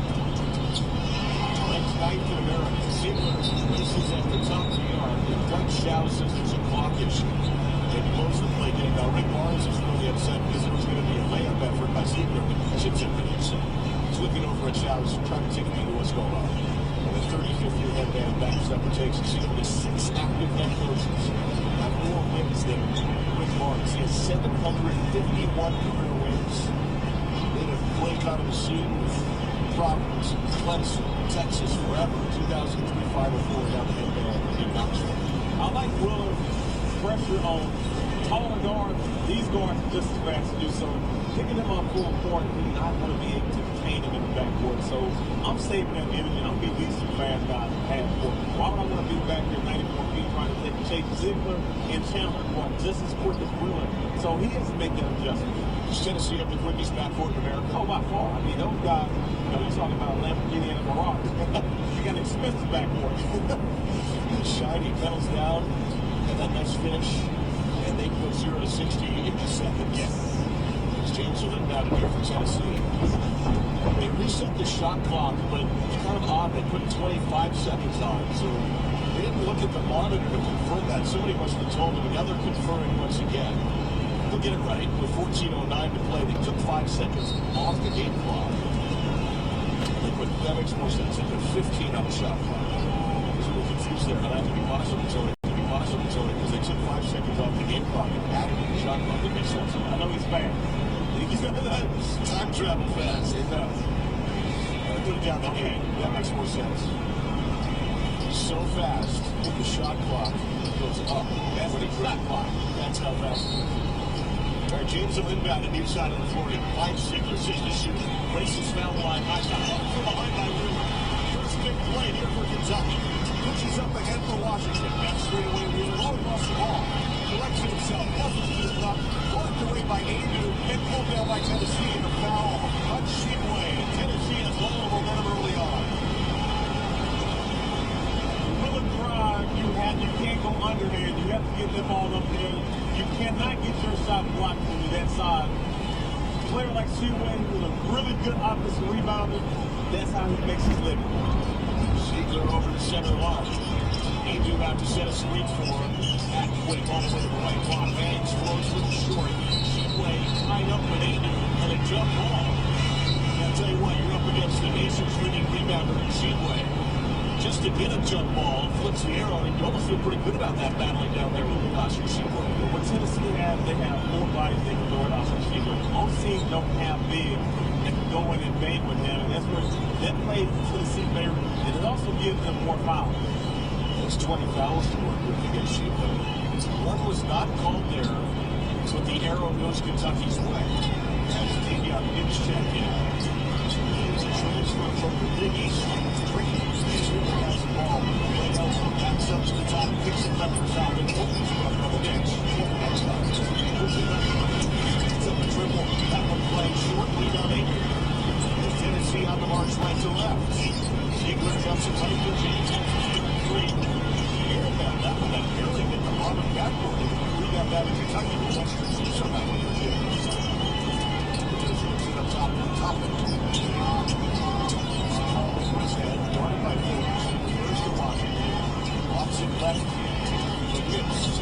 Front corner Wheeler. Baseline. Missed it right. Sheepway. Four-shot block away by Anu. Pulled down by Tennessee. Anu long, athletic, uses that length to block Sheepway. James drives into the lane. Come down to Anu. Working on Sheepway, who answers with a block himself. Spikes it off the hardwood. Down the 10th to Kentucky. Washington to the right block. Floats it up top for Wheeler. Jumps it right mid. 3 feet Wheeler's continuing open to the down. From straight away, and Wheeler has a bucket his first. And that was a needed bucket by Kentucky. He stepped into the mid-range shot. What he's comfortable shooting the ball. He's not a three-point shooter. Left wing James. Dismissed with 3 back. Traces the arc with a walk. 12-15 and ticking. It's 15-8 Tennessee. Oversing left of the circle. Takes it off right for Ziegler. Drives down to the lane post on Mitz. Is underneath the bucket. Keeps his handle. Hands off Chandler. Steps into the deep one and connects. From the left wing, and Chandler's into the mix. It's his first field goal. This is Tennessee volunteer team. You have to be able to guard your man. Can't help it, but they have outside shooting. 4 of 7 from 3 to start. Late corner Mitch. Jabs right, jumps left, passes up top. Wheeler don't have Sequay. Keep catching his foul. Agent caught him on the arm with 11:42 to play. We'll take a break. First half, Tennessee in early 10-point lead. 18-8 as Sheepway heads to the stripe when we return. We've reset expectations to stone. We've chased every dream and passed it on the left. We invented the car and spent the last 135 years reinventing it. Because that's what it takes to create a Mercedes-Benz sedan. With technology that connects, advanced safety that protects, and performance that stirs the soul. From the bold A-Class to the incomparable E-Class, exceptional is the rule. Learn more at MBUSA.com or visit your local Mercedes-Benz dealer today. Mercedes-Benz, official vehicle of the SEC. Live from town, this is the SEC Men's Basketball Tournament on the SEC Radio Network. Hey, basketball fans, everybody knows that the food is the best part of game day. Velveeta knows how to make your tailgate the most indulgent with extra melty, delicious queso and creamy Velveeta shells and cheese. These dishes are always a slam dunk, always come through in the clutch, and as for the competition, well, they're shooting air balls. So don't compromise. Serve your watch party the crowd-pleasing, extra creamy cheesiness they deserve. That's La Dolce Velveeta. Nobody protects you from mayhem like Austin. I'm a speed bump. Did you hear what I said? I'm a speed bump. And if you have cut-rate car insurance, the cost to reattach your muffler could really be a bump in the road. So switch to Allstate, save money, and be better protected from mayhem than me. Based on coverage limits selected, subject to terms, conditions, and availability. In most states, prices vary based on how you buy. Allstate Bar and Casualty Insurance Company and affiliates, North Carolina.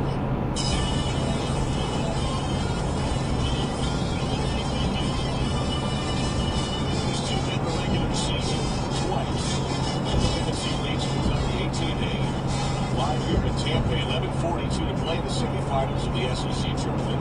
Kentucky routed Tennessee in Lexington 107-79. But then Tennessee, exactly a month later, won 76-63, 70-63. That is a 44-point score difference for Kentucky. In Lexington, UP was so high on the outside mid-range layup. They shot it felt like. And Tennessee made it I've seen in the SEC, there was only one loss. Look at Tennessee, Kentucky, Auburn. And you think about how well those teams played, they all were great at home. They didn't give up home court advantage. And you get a team like Tennessee, they play their tempo at home. They're going to have to go to the ball first. And what they're doing a really good job of, to me, is acceptable for the shooters. They put bodies on the defensive players guarding the shooters. So they don't try to slip. Their job is get the shooters open. And I love the center that put their bodies on the line to get me open as a shooter. I have one of the great screen setters in Mark Pope. And every time I'm coming off Mark Pope because I knew he was the elder guy. And also he sent some dirt into the screen because he did that practice. Helped you out a little bit. And he probably passed it. Well, you think he's telling us BYU Cougars to do that every once in a while? I'm sure he is. I'm sure he is. But he did the best screen of any player I played with. Ron Mercer or Antoine Walker sitting in the screen. I bet the big guys. He's not the view for the game. He was setting the screen. It's about 18-8 here. Talking to number 96 Titan squad. Miguel.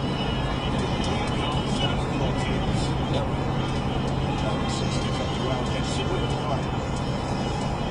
70% free throw shooting. SEC play of the year. Hasn't been Kentucky's start. 8 points. Zero regular season. He has a very deliberated free throw too. Feet set, step apart, together. He puts it in. Russell is a nice broken line. No big, no man can throw. You see some bad, big man that can't shoot free throws. He has a nice broken. So 70% of the years. It's a lot that way. I think I feel catches of the season-related foul. That goes against Kentucky down one. So he was shooting, so Huntley Hatfield goes to the strike. Also pretty good for a big guy, 68%. Doesn't get there a ton. Boy does get there a ton. Huntley Hatfield, only 22 tries this year. This is where your junior, Keon Brooks, needs to be in the game. They need his offense right now. He didn't get energy yesterday. I think he said 4 and 3 yesterday. So this is the thing you come back and be a junior leader. He has to give them anything. They need consistency from him. He's been inconsistent all year. But right now, they need his offense as well as him to stay on the court. You mentioned Kentucky's not too deep. Sheboy has to stick with 2 fouls. This game script is going to be better for Tennessee. Although Huntley Hatfield misses the free throws. It's Wheeler now with the ball. Lance Ware comes in for Sheboy. As Wheeler floats it up top to top. 7:20 and counting. They hand off down to Biggs. Mike's left hand off. Between the legs. Pushes left for Spikes the feet. On the contact, pushes it up. And he missed it off the tip. And foul against Kentucky on the board. And that goes against Wheeler. The smallest man on the floor. Well, second smallest. Next to the smallest Wildcat on the floor. Foul on Wheeler. Might be the same. I was trying to know. We got the Greenwood. They ripped it. They flipped it. Yeah, the foul. It's a foul against Tennessee. All right, so Kentucky ball. They say Huntley Hatfield. That makes no sense. This one you gotta figure out a way to get this into the ball. Kelly Green is too good of a shooter to not have at least gotten out about 5 attempts right now. Setting screens, getting them open, and he has to get his feet set. He doesn't know how to create that space and get himself open, but that's a good play call. He's 1-3. Really hasn't gotten this game. Not really got 1 3. Down the top. Bounces up top to Wheeler. 17 to shoot. Touches right side, hits off the screen. Step back. It's the iron. Rebound Topic fighting with Ziegler. Catches it to Brady at the far wing. Dumps it up top to Wheeler. There's a line driver that hangs off, not there, off the hands. But Jacob Toppin inside the left corner, and it's Tennessee ball. Ziegler straight away. Pulls the trigger. 15-footer. That's his right. Rebound down to Wheeler of Kentucky. And up and pushes the nation's leaders in assists. 7 a game. This is up top to Vince. He feeds Brady. Catches 3 halfway down and stood out from the left wing toward down to Tennessee. let that look there for Greenwood. Two, you gotta keep shooting. You gotta have an amnesia. You can't worry about the last shot that you just did. He's looking down left wing for Tennessee. Push it up top for Chandler. Misses Destiny. Slices and pushes left Chandler. Open chip. James off. Rebound down to Tennessee. Last touch by Kentucky. With 10:06 to play in the first as Washington comes into the game. And Keon Brooks comes in as well for Kentucky. Tennessee's done a good job taking the crowd out of this game. As full as this is with Greenwood. Somebody's to make bodies. They have bodies throwing Kentucky that they can set this screen. They can neutralize the two-way, and they're going to get the rebound. And when you got them to that shooting that in the paint, it's going to slow down there. So you have play block, they bring it down, rolls away, once it gets back to the other. We got that in Kentucky. Washington also has been quiet this year. He's on top now, thinks about his speed. We now got Tennessee, weak side, James starts the play. Right the back of the crowd, play hard, throws it over the timeline, miscommunication, nothing happening out of bounds. Rolls all the way down the court with 9:28 to play. James kind of grounding a home here. It's 18-9 Tennessee. I like the play design for Dave. He took onus on that play. He was like, hey, this is my fault. I'm trying to back the man down. I should have passed the ball to someone else. But just how good they have to come to do that. Have to come to do that. Extremely scores in the last 2 minutes. Washington, right wing off of their screen. Defense on his hip. He floats up a 15-foot elbow jumper, missed it short. And Washington can't get going either. He's 1 for 5. Right side, James backs it up to Jimmy. Catches up top for Power dribble, handoff right for James. Off a pick and roll. Takes it to the foul line, spins it up top. Bessie. All in his right hip. It's Roland. Bessie up to the foul. That's Gibson's first. Kentucky's fifth as a team. He's only got 3 for 1 from the point attempt. He's 13 points a game. All SEC first season. It's pretty quiet, too. Yeah, they're going to run time off the shot clock. They're going to get a little bit going. Player ball movement is what Barling has always done with this Tennessee ball position. And shoot, James catches up top. Blocking, he dribbles off his left foot out of bounds. Brooks was fishing out of it. James backs his chest and says, my bad. 8:45 to play. Kentucky is a quarter of the way plus for the game. Still in single digits. Those turnovers don't hurt. They're not live ball turnovers. You can turn down and set the defense up. Gibbs has the ball for UKIP. Touches the left side down for Brady. It's Washington straight away. 15 to shoot. Dishes back to Brady right there. Puts it up top where? Hands off Brady. Loves Wilson. Halfway line drive short. Rebound Tennessee. That's going to be watching over the center line. This is right side for Chandler. This has been Tennessee's game. Up 18-9.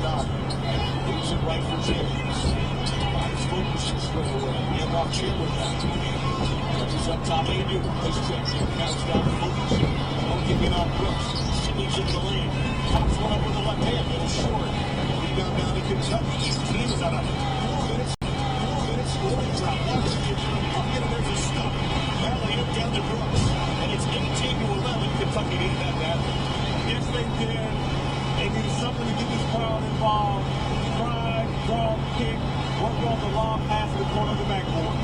Opening Blue Nations on its feet. Roland, James, catch release, can't quiet them down. Rebound Kentucky. Washington touches ahead, James displays, so it's slowed. Foul ball, but a block as the layup's missed. With 7:25 to play, we'll step aside. It's Tennessee 18 and Kentucky 11. We know that sport has the power to change lives on and off the field. But today, the majority of kids in the U.S. are no longer playing sports. As the leader in fueling athletes, Gatorade is committed to helping reverse this trend and creating positive change across our communities. That's why Gatorade has launched Fuel Tomorrow, a new multi-year initiative to help everyone have equal opportunity to play sports and realize their potential. Learn more about Gatorade's commitment to break down barriers and help millions of kids get into the game by visiting Gatorade.com/community. Words to savor from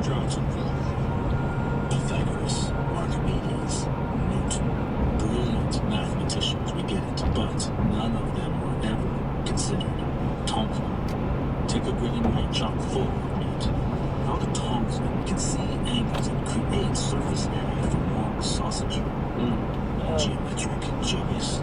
Throw on the Johnson gun sausage. Calling all talks. Official sausage of the SEC. Right now, get the incredible iPhone 13 on us at T-Mobile. The network, more 5G bars in more places. I'm becoming an influencer. Also, with my iPhone 13's dual camera, my travel photos look amazing. And I can share them with 5G during our hike up there. Coming? I'll catch you tonight. Switch to T-Mobile and get the new iPhone 13 on us on every plan with ultra trade. The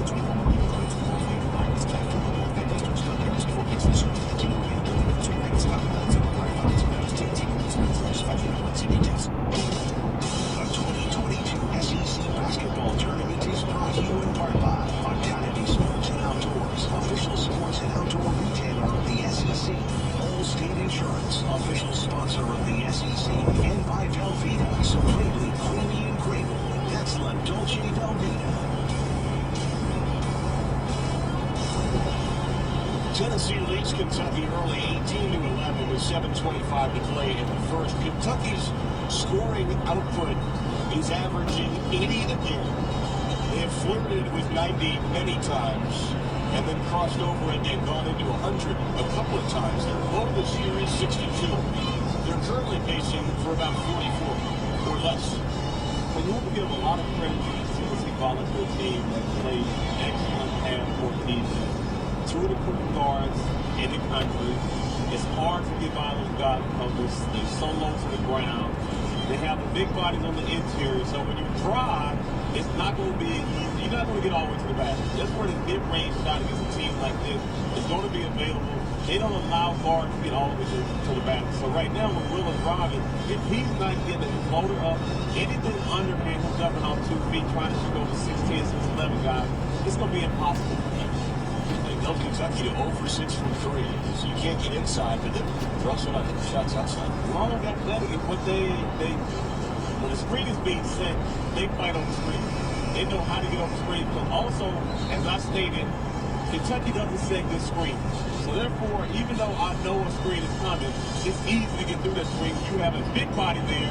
You don't want to run to that big body if you're not the defensive player. It hurts after 4 or 5 times running to that big body. I'm like, listen, I'm gonna try to go under that screen. I don't want to hit that. I don't want to hit that wall again. It's kind of surprising too to see why he's so big, and you've got guys like Toppin and Ware that don't seem to make a lot of contact when Brady's running up against. They do what they call now. They call it it's a go screen. That means make like a set screen when I'm trying to get to the basket to get offensive either pass or just offensive rebound. But if I have a shooter like Keller, my job is to get him open. I'm going to get him clean. It's the first. Second leading Kentucky three-point shooter. He'll put it in the money from deep. He's a 74% free throw shooter. From the 2020 Big East title Blue Jays. This is the second, but it's saved by Ware, and he throws it to Brady for a fresh 20 seconds. Left wing tosses up top, Minch slides to the bucket, and he's bumped on the floor. Ziegler got underneath him and checked it.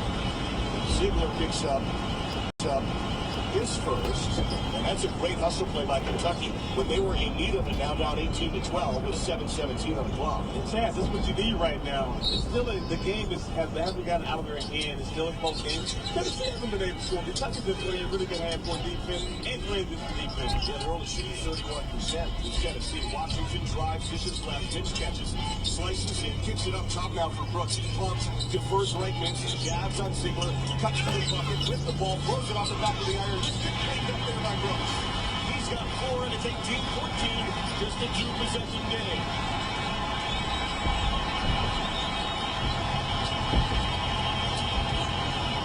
Top of the arc, Vescovy drives in, kicks it right, Fulkerson. Hands back Vescovy. Lefty down, wants to fly it to Brown, and does so. Rattles in from 3. Vescovy's second triple. It's 21-14 Tennessee. Probably one of the best guys in the conference, moving without the ball. Got open that time with 6:26 to play in the first. And Ware up top, hands off Washington, drives down the lane, pitches left Minch, pumps the brakes to the elbow, kicks up top Brooks, cuts to the bucket, lefty shot, missed it, but he'll take 2. As James caught him on the hip with 6:15 frozen on the first half clock. Maybe him sitting on the bench coming back in, and I stated this, they need his energy right now. He has to be consistent, and he hasn't been all season. But he's athletic, he's long enough, he can make the mid-range shot, he finishes well at the basket. They need his junior leadership, and that's what's going to help this team. If they're going to win this game, they're going to need Keon Brooks to give them double-digit points and rebounds. Because Oscar Sheway might be out the rest of this half. Yeah, Sheway's been sitting a long time with 2 fouls. Brooks has 16 double-figure scoring games this year, but it's been fairly quiet since his big Kansas Jayhawk eruption when he had 27. Numbers coming out for him, but they've been looking for consistency from him. If this is the game, he has to keep being aggressive. 6 points now for Brooks. He hits both and starts off at the head of the full-court press. Here's Ziegler in the backcourt. Walks it down the center of the floor with a slight jog. Even his walk is fast. He works it to the right. Snaps it up top. Chandler curling in, open for the floater, and pops it in. Kentucky left Chandler way too open there, and he makes it 23-16 Tennessee. 5 points for Chandler. Drive down for Brooks. There's your aggressive move. And to the nod of Tony Delk, Brooks goes to the free throw line with 5:53 to play. He's making the Kentucky faithful happy. He's very capable, like you said, he scored a double figure 16 times. Kentucky has to figure out a way to contain Tennessee coming off that elbow pin down, which they've been really good at. They hurt them in Knoxville when they was curling off those shots. You haven't figured it out. That's an adjustment that I thought coming into this game, the Kentucky staff would have been made by now. If you got to switch that, or you got to try to get under, but you can't go under because Tennessee can shoot the 3 from the outside. So it's block and trail, fight over the screen, and good luck. Good chest backs. Brooks' second one drops in. He has 8 now. And a 23-18 ball game. Chandler's controlling in the backcourt for Tennessee. Puts it over the timeline, speeds to the right, puts it up top for C. He cuts to the bucket. This righty layup. Smith claps it with the bunny. His third crack at it stripped away. Tennessee on the dive. Heavy outlet. Brady up top. Down by 5. Bounces right to Brooks. Poke from behind. Stolen by Tennessee, and a foul for sure on Brooks as he tackles Fulkerson with 5:27 left. Tennessee has come to play. These are 2 of the top teams in America for sure. High-level ball. On that drive was east and west. You got to get downhill and go north and south.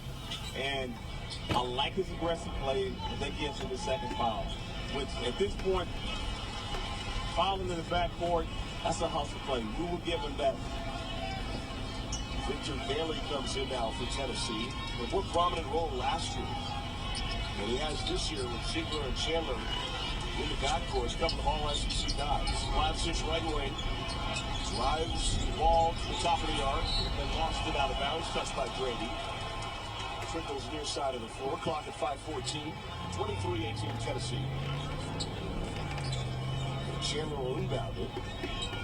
All-SEC second team, All-SEC freshman team. Replaced by Bailey as the inbounder. Oregon transfer originally from Austin, Texas. He lobs it in here to Chandler. Guarded by Wheeler. This is left to Vegetable. A couple of dribbles to the left elbow, jabbing around on Grady. 5 to shoot, he recognizes.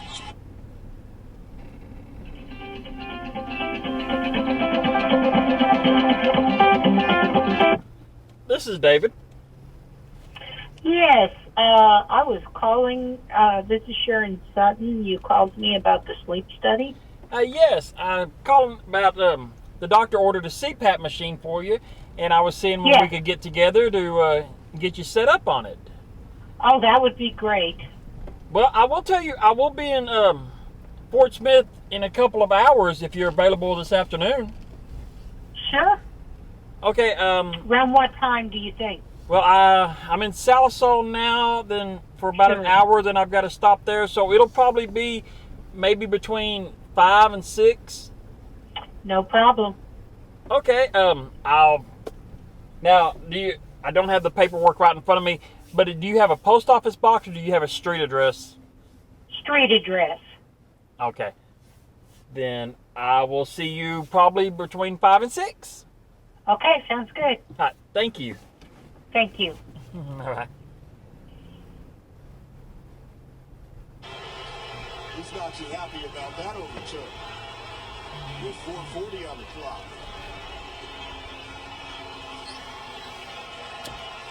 We talked about this last day.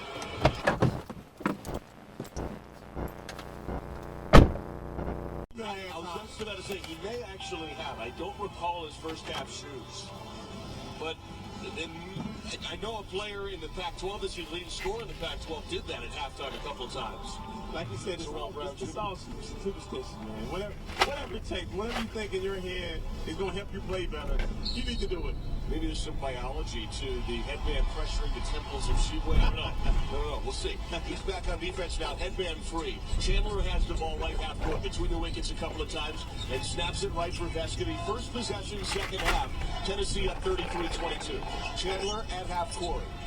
Triple threat, ball right hit. Tosses right, Plasich. Hands it back to Chandler. Dribbling left off his screen. Plasich rolls lob to him. Wasn't caught by Plasich off of Sheboy's foot. And the leading rebounder in America can't squeeze that one. This time, Tennessee was working on Vescovy a shot off the pin down. Ty Watson jumped on the hot side and forced him to the corner. So that was the adjustment they made at the halftime of not letting him go off the curl. Vescovy, if he's going left, he's really strong going left. Chandler will inbound it with 5 to shoot. They say that Sheboy never had possession. He couldn't squeeze it. And so he lost. Oh, they're going to check the monitor. Oh, they reset it to 20. Interesting. At first they said 5, and they were demonstrative about it. Then they reset it to 20. Referees have to make tough decisions under pressure. Chandler left of the bucket, finds Plasich. So 19 seconds to work, handoff to the leading shooter in the SEC, and he is 3 feet short on that air ball. Must have slipped. That was not his comfort range. That was icy cold. But he was shooting on top of what's under this hardwood here. Grady up top. Hands it off to Wheeler. Odd play there. Wheeler at the jump circle. He's right, he got bumped. Chandler bumped him on the floor. That's the first on Chandler. Kentucky will inbound it. 51 seconds since halftime. Settle down. They got to settle down in the half-court set screen. Try to get Kellen a 3-point shot, but also just he has to put the ball on the floor. You can't just settle for 3 if they're not going down. So Wheeler takes the inbound now and walks it to the top of the yard. Bounces it right. Washington off the screen. Trying to feed Sheboy, but dishes up top Brooks. Plasich is bustling down with Sheboy well. Wheeler left wing, feeds Sheboy, spins in the lane. Waiting, looks deflected by Plasich. Sheboy with the board. Doesn't try out, it drops in. What he did, one of the quickest guys after the shot going in his own rebound. 15 boards a game for Sheboy. Right wing James drives in, shot challenged by Sheboy, missed it left. Huntley Hatfield board and slapped away by Brooks. But it stays with Tennessee with 19 to shoot. When you have a player like Josiah Jordan-James, even when he gets in there, he's 6'6", and he can raise up, he has bounce, he gets off the floor. Here's Chandler right of the bucket, spins it into James. Tosses Vescovy, looking for his shot, goes to wrist. This one hits the heel, rebound pulled down by Sheboy. And now he's making himself felt in the game. Hand off to Wheeler. Man on his left hip, top of the arc. Puts it left for Grady. Drives left baseline, floats it up. That rims off. Rebound down to Tennessee. Outlet in the backcourt, Vescovy. Pedal down, far side of the floor. Crosses over in the lane. Jumps up, throws it off the window, and he's fouled. This is 13th season. Has made it to 8 SEC tourney finals. Trying to get to his 9th in 13 years. And is down 10 here against Tennessee. It feels like Kentucky just can't get going here. They still haven't hit a 3. No, I can't get over that hump, but you give the credit to Tennessee for understanding the scouting report. Kentucky only has 2 guys that can make threes. One of them is on the court, and he hasn't made a 3 from the outside. And then when your bench player comes in, he's not going to get those looks. So Kentucky has to do a better job of figuring out how do I get my only 2 shooters get clean looks. Tennessee, they know how to get their shooting good look. And that's one of the reasons why they're making shots from the outside. And I thought going back to Sheboy the last play, he's been scoring down low because he uses his quick feet. He catches it deep in the paint, he spins on, and he can get him a quick back. But, you know, the point guard has to win the pass ball. You don't want to get too deep. drive, draw, and kick, but once again, he over-dribbled the ball. You had many cold senior nights. It's the all-time Kentucky three-point leader. But what do you do if you're Calvin Brady? And you are a great Put it on the shooter. deck. Just got to put the ball on the deck. You got to put your head down, drive, either get fouled, take the mid-range. But everyone thought I really loved shooting three. I was a mid-range. So even if you change off the three-point line, I love shooting the mid-range shot. 1, 2, 3 pull-up. I can do that all day. That's what guys haven't added to the game is either all the way to the basket or have to stay out and shoot the three-point shot. Yeah, that's kind of what the data and the analytics show now. Is that's what your quote-unquote doing air quotes you're supposed to do. But maybe that's a bunch of malarkey. Yeah, I haven't seen any analytic guy make a three-point shot. 14:49 to play. Here in the ball game. This is Wheeler in the backcourt. Okay, the guys are throwing the ball up to the iron there. Wheeler has it at the right. He probably doesn't use a pocket protector and bounces it right to Keon Brooks. Lefty dribble, and he sees Brady now between the circles. Tosses back right side to Brooks. Lobs it left corner. Here goes it. Throws it over the jump of Davion Mitch, and it's Tennessee ball. On an unforced error there by Kentucky as we take another timeout. 14:27 to play. It is 43-33. Tennessee leads by 10. At Academy Sports and Outdoors, we love the sounds of the great outdoors. And that's why we make it easier than ever for you to gear up and have fun out there. Order at Academy.com and get free shipping or free curbside or in-store pickup at your Academy store. Plus, get free assembly on most bikes and grills for all the ways you love to play. Make shopping easy with Academy Sports and Outdoors. Free assembly across the in-store purchases only. Free shipping applies to most orders over $25. You are listening to the SEC Men's Basketball Tournament on the SEC Radio Network. Hey, basketball fans, everybody knows that the food is the best part of game day. Velveeta knows how to make your tailgate the most indulgent with extra melty, delicious queso and creamy Velveeta shells and cheese. These dishes are always a slam dunk, always come through in the clutch, and as for the competition, well, they're shooting air balls. So don't compromise. Serve your watch party the crowd-pleasing, extra creamy cheesiness they deserve. That's La Dolce Velveeta. We know that sport has the power to change lives on and off the field. But today, the majority of kids in the U.S. are no longer playing sports. As the leader in fueling athletes, Gatorade is committed to helping reverse this trend and creating positive change across our communities. That's why Gatorade has launched Fuel Tomorrow, a new multi-year initiative to help everyone have equal opportunity to play sports and realize their potential. Learn more about Gatorade's commitment to break down barriers and help millions of kids get into the game by visiting Gatorade.com/community.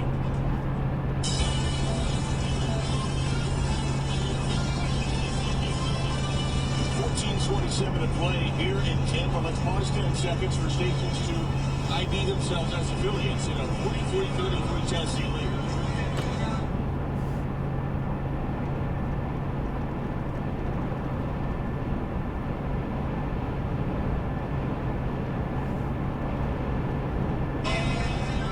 Kentucky down by 10 here in the semifinals of the SEC tournament. Tennessee's trying to do something that is very uncommon in the Southeastern Conference tournament play. That is beat Kentucky in the semifinal game. All-time Kentucky is 42-3. When trying to get to the finals, when they get this far, they are 42-3 in the SEC tournament. Kentucky's had a lot of great talent that's come through. They've won a lot of SEC tournaments. This game right now is going to be predicated on how well they set screen and try to get offensive players involved, especially the shooters. So you gotta put the score on the floor right now. Defensively, they have done a good job of holding Tennessee down, but they gotta be able to score, put the ball in the bucket. If you don't get shots with the way Tennessee is playing, you're gonna get some offense. It's just not gonna be able to keep up with Volunteers because they defend so well. And here they are now with a 10-point lead. 14:27. There's a lot of time left, but you get to a couple more of these immediate timeouts, and before you know it, you're going to have to press them. It's going to be 8 minutes, 4 minutes. This is where you got to have a couple quick hitters in your offensive sense. Brazil inbound, and now the full-court press is on here for Kentucky. Chandler takes the inbound feed. 14-24 and 2.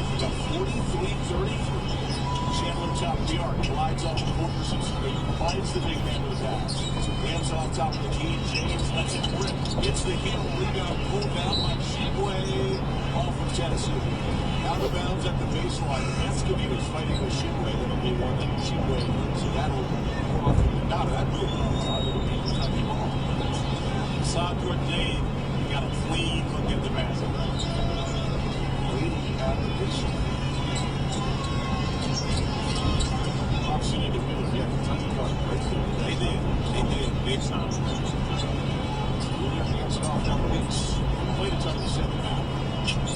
Yes. Took the crossovers for both feet in right rotation. Way beyond the arc. Calls out the play. 13 seconds on the Wheeler. Off a Shibway screen right. 15-foot jumpers up in the air. Hits the iron. Rebound taken down by Tennessee. Destiny dishes up ahead to James. Sends himself at the right. Passes up top. Destiny hands it off for two.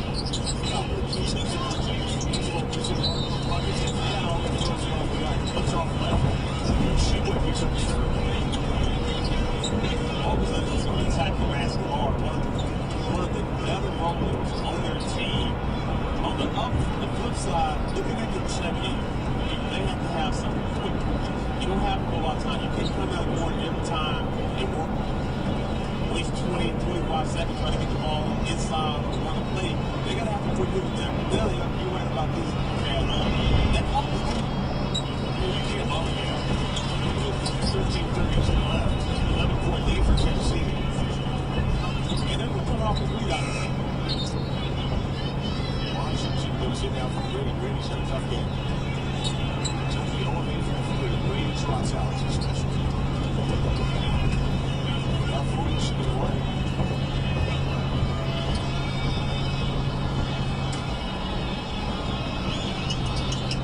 He closes it home.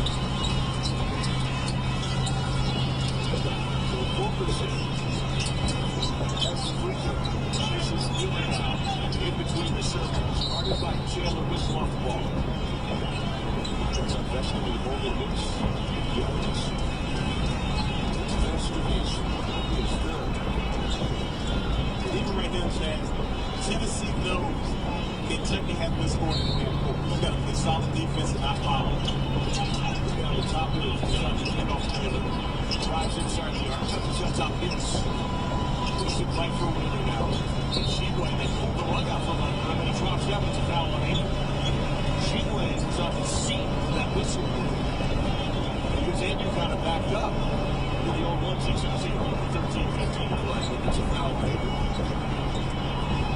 And Kentucky obviously already given us that they don't have that one guy that can create off the bounce, but two of those guys that can make a pretty easy shot for off. Hicks calls timeout.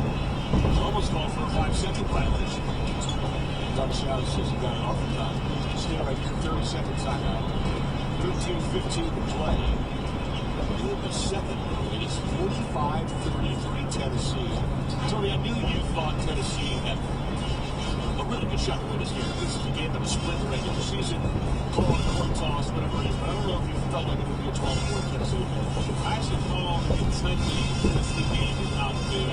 And that's where I got a chance to see Tennessee play defense in the half court. When they didn't give Kentucky the second time they played, they're not giving them now. They didn't get Travis much. So they know Kentucky's going to run about 20 seconds off the shot clock, the same plays, or to reverse the ball. We just got to contain you and follow you in the half court. And by them not making it threes, if they had made 4 threes, we got to look at 3-1 hard. Tennessee have made threes. Kentucky haven't made threes. And if you make enough throws, it loosens up the outside shooting. It's interesting in Tennessee has not made a three in this half. If they had, they lead them almost as well. They're up by 12 points in the game. Kentucky's over 8 in the game. Inbound to Wheeler, top of the arc.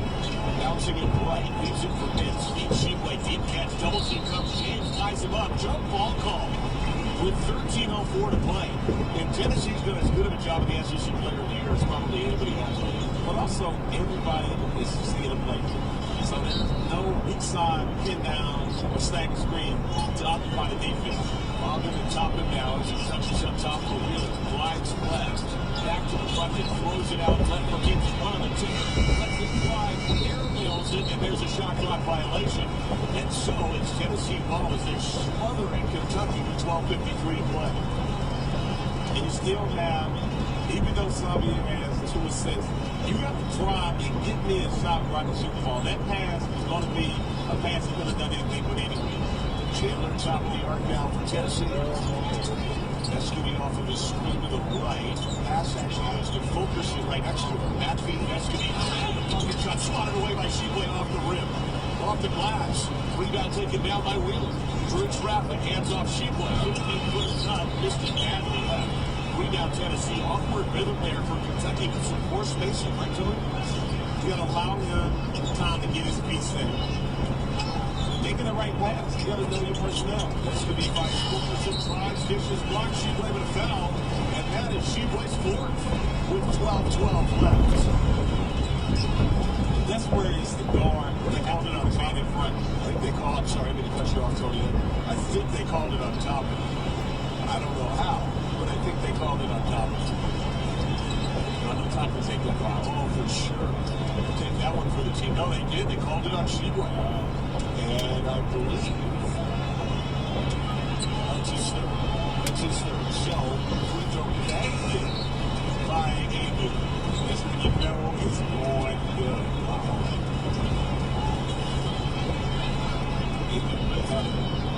Clinch actually really solid ball. That was snap off the glass. It's too strong, but not off the glass. We should cross off the glass a little bit. Back down the field. Washington got it. Kind of holding backcourt. Yeah, it's an injury timeout. It's Ty Washington. He's at the left wing. It's clear. Look at Fulkerson as well. He's doubled over down there for Tennessee. Let's see. Got the mop out there for something moist up the court at the left wall. So 12:04 to play. There's more moisture. There's a lot of moisture here at half court. And so it's 46-33. They're still mopping it up. You know, they got the oversized SEC logo here. Just focused on the 12:04 to play. 46-33. And if Bakers doesn't lead here for Tennessee. Tennessee has played great half-court defense this Kentucky. Not giving them anything in transition and making them score in a half-court. Wheeler takes the inbound feed, comes up top to Brooks, finds Washington, breaks him down to the dribble, leads it off the Sheboy, foul right block. Adu was right there, defense collapsed. We'll take a timeout. Foul went against Adu with 11:57 to play. 46-33. It's all Tennessee here trying to play Texas A&M tomorrow. They lead Kentucky by 13. The new Simple 7-Up is unlike other sodas. It's made with only 6 real ingredients for a real 7-Up taste. It's like the original 7-Up, but simple. Basically, we went back to the soda basics. Just a lemon-lime soda flavored with real lemons and limes. What a concept. Plus, it's made with only 6 ingredients. Because, well, that's how many it took. Don't overthink this one, guys. We did it. Real ingredients, delicious 7-Up taste. New Simple 7-Up. Simple 7-Up is a proud sponsor of the SEC. Nobody protects you from mayhem like Allstate. I'm a speed bump. Did you hear what I said? I'm a speed bump. And if you have cut-rate car insurance, the cost to reattach your muffler could really be a bump in the road. So switch to Allstate, save money, and be better protected from mayhem. Like me. Based on coverage limits selected, subject to terms, conditions, and availability. In most states, prices vary based on how you buy. Allstate Bar and Casualty Insurance Company and affiliates, Northbrook, Illinois. Right now, get the incredible iPhone 13 on us at T-Mobile. The network with more 5G bars in more places. I'm becoming an influencer. How so? With my iPhone 13's dual camera, my travel photos look amazing. And I can share them with 5G during our hike up there. Coming? I'll catch you online. Switch to T-Mobile and get the new iPhone 13 on us on every plan with eligible trade-in. The 24-month credits will qualify new migrants tagged for local by customers. Contact us before canceling service to continue or make bill credits or credits not be eligible for our finance agreements. T-Mobile's not as large as 5G network. See details. The 2022 SEC Basketball Tournament is brought to you in part by Farm Ridge, the official frozen snack of the SEC. Grab a snack by Simple 7-Up. Real ingredients, real 7-Up taste. And by T-Mobile, bringing 5G to hometowns across the SEC. Here we are in the SEC tournament in Tampa, a 46-33 lead for Tennessee with 11:57 to play in the second half. Kentucky's down 13. And with Tennessee locking up Kentucky here in the postseason, Tony, sometimes it seems to boil down to ball handlers, doesn't it? It's those are the guys who control the game in the march. Over the last 15 years, guard play is what has won national championship, tournament play. If your guards are not making plays, not knocking down shots from outside, not getting the game, creating havoc, and making it easy for the big. And right now, Kentucky, talking about Miss Brady, Willer, and Washington, 10 points, 5 assists with 4 players.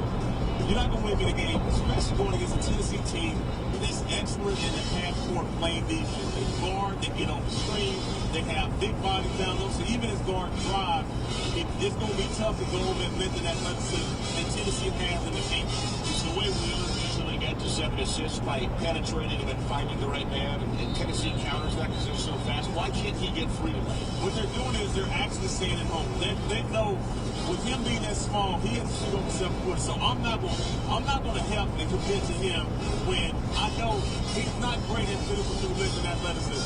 So now I tell my players stay at home, big, stunt, and get back and see if we can make that layup. Shibway is at the free throw line. Again, sat most of the first half with 2 fouls. He has 3 right now, and I wonder if Tennessee was back at him trying to get the 4th on him. A lot of how they built up this lead. Double digits at the half. Shibway is free. Short.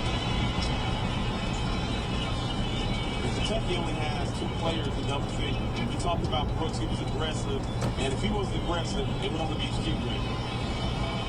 Tennessee only has 1, but they have 3 guys getting points. As the second free throw is missed, Brooks taps it off the window, and Barling's down to Tennessee on the bucket. They have to. And they've used a bunch of clock now. They've got to get it over. They only have 5 seconds to do so. Here's Ziegler, gets it over with 3 to spare. He races to the block. It's stolen by Washington. It's 3-on-1. Washington right to left, hangs, floats, got it on the square.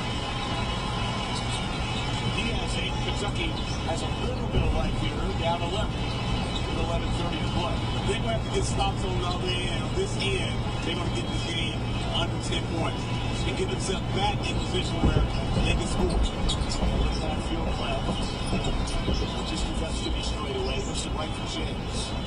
Puts it up top for Fulkerson. Hands it off to James. Washington almost got another steal. James works in the lane, puts up a 15-footer, front iron it down. He's using that 6'6" frame, driving into the mid-range, just exploding up over the defender.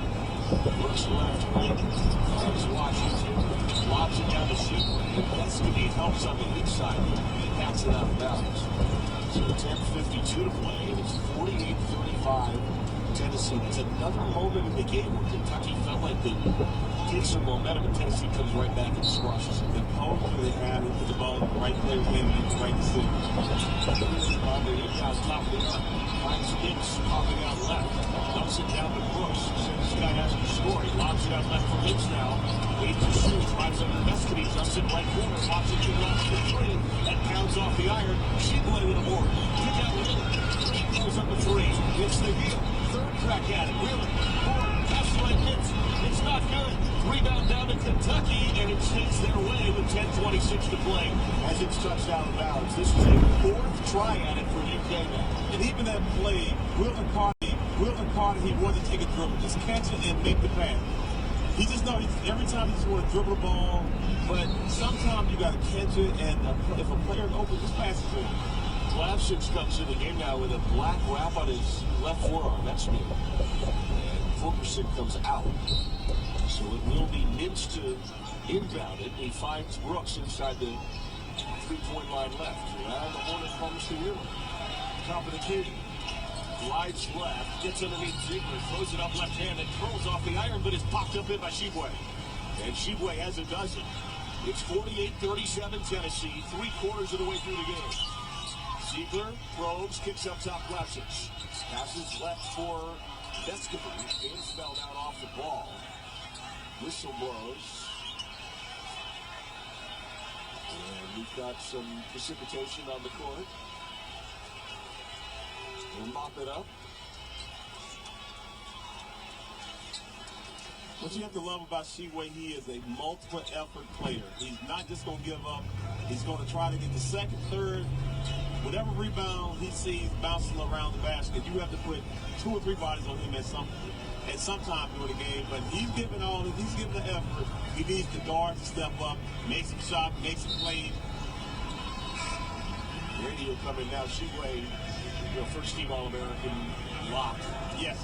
SEC Player of the Year, might be National Player of the Year. Very well could be National Player of the Year with the way he's played all season. And what makes him that kind of player is he's relentless on the boards. I can't get over that 488 guy. Most of 70 years at Kentucky. That's an amazing stat. 70 years. Drive in now for James. Pops up a 2 in traffic. That's too strong. And there's Yesu with the board. Sheway inhales another one. This is Washington on the trot down top of the arc. Washington on point with Wheeler on the bench. Brady back in. Right side, Brooks throws the ball away, trying to feed Sheway. Another Kentucky turnover. To all my listeners, it's hard to make a straight line pass. You have to get to an angle. So he should have got to the wing, made that pass. That's a tough pass to make. Straight line. Offside, Dashcam for Tennessee. Jackson will get to the home. Dashcam has 8 points. Here's Chandler streaking left. Into Ziegler. There's an arc. Handoff now to James. Pirouettes to a triple team of Kentucky Blue. Still hangs on to the ball. Bounces in the lane. Ziegler flips. Drops it in. Surgical for Tennessee. Up 50-37 on Kentucky. Into the lane. Mintz wants to retort. Can't drop it home. And Tennessee can really put a stranglehold on Kentucky here. Ziegler left wing. Slides to the foul line. Lady, teardrop, not good, but a foul. Bit of a late call there. Goes against Kellen Grady. And 2 free throws to come. They say Grady this has to be Dutch out as his rationale. He didn't let him drop down after the jump, which you do by rule need to do, and so he gets 2 free throws. Yeah, you have to allow the shooter to come down. And he just got beat back door by Ziegler. And even with that 6'6" frame, 6'5", 6'6" frame, make it sit over you. What's the worst going to happen if a 5'7" player guard, I'm 6'5", I just got to go straight up in the air. Tennessee has 2 guys that can control tempo and run their ball for Ziegler and Chandler. So they're always going to be under control, and those 2 guys know how to control tempo and pace. How much do Ziegler and Chandler, Ziegler makes a second, remind you of Peyton than Russ Smith? Wow. 2 leaders. 2 leaders. Those guys were experienced players. Washington misses the shot, but he'll take a couple frees. Yeah, they were older guys. These are 2 freshmen, which is amazing, really. But they play like sophomores and juniors. Just thinking about 2 small, really quick guards who kind of dominate pace. It's pretty rare. The good thing about the conference is, you have the guard play in the conference. You don't have the elite. We don't have, let's say, first round, early drafting guards, but you have great college guards that they stay. You can see Ziegler being a guard for the next 3 or 4 years. Chandler's interesting because he is a pro prospect, speed, floater. He can make the shot from outside. Super high percentage. And he runs the pick and roll. He knows how to make the right read. So both of these guys can run pick and rolls, and then that's could be his outside shooter. They give him the ball. Washington second, looking first. Who coached the team at Smith? I don't know that guy. That might be a Hall of Famer. Let's head on right now. I don't know. Coach the team. Oh, okay. 8:38 kicking here. In the backcourt pressure is Ziegler. Pulls the ball away from Washington. Wheeler rips it back. Pumps up a layup. He missed it, but it's foul. And now Kentucky's trying to get back in this thing. Down 51-39. 39.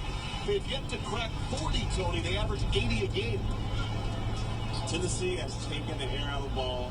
And when you get a lead, you got to make sure that you got to get some easy buckets. Eat something in transition, quick hitters. That's the only way you get back in the game against a team like Tennessee. But in the NCAA tournament, you might have a game like this. So it's great to play against Tennessee to get you ready for the NCAA tournament. Wheeler's free throws in. How much is this not a game a result of a third matchup where these teams know each other so well?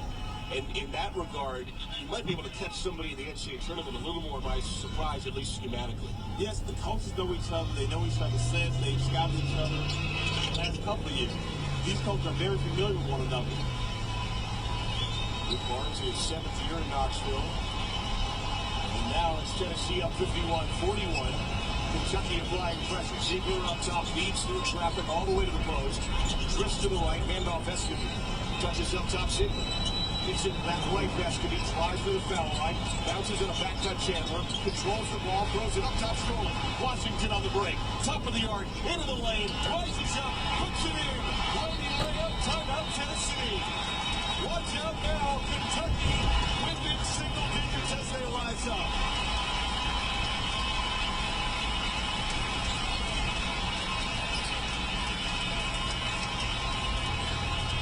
8:05 to play here in Tampa. 51-43 as Kentucky fights back down 8.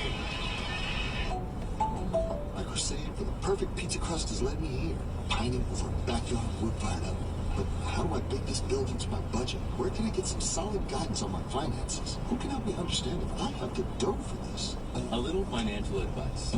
At Regions, we know that's important because your Life Green checking account comes with Greenprint. Financial planning with a banker will help you create a personal budget and live in the moment. Make your appointment at Regions.com/Greenprint. Regions Bank, member FDIC. You're listening to the SEC Men's Basketball Tournament. A shot from three, nothing but net. On the SEC Radio Network. And if you want to grab a snack, grab a farm-rich snack. Something about that song just makes me hungry.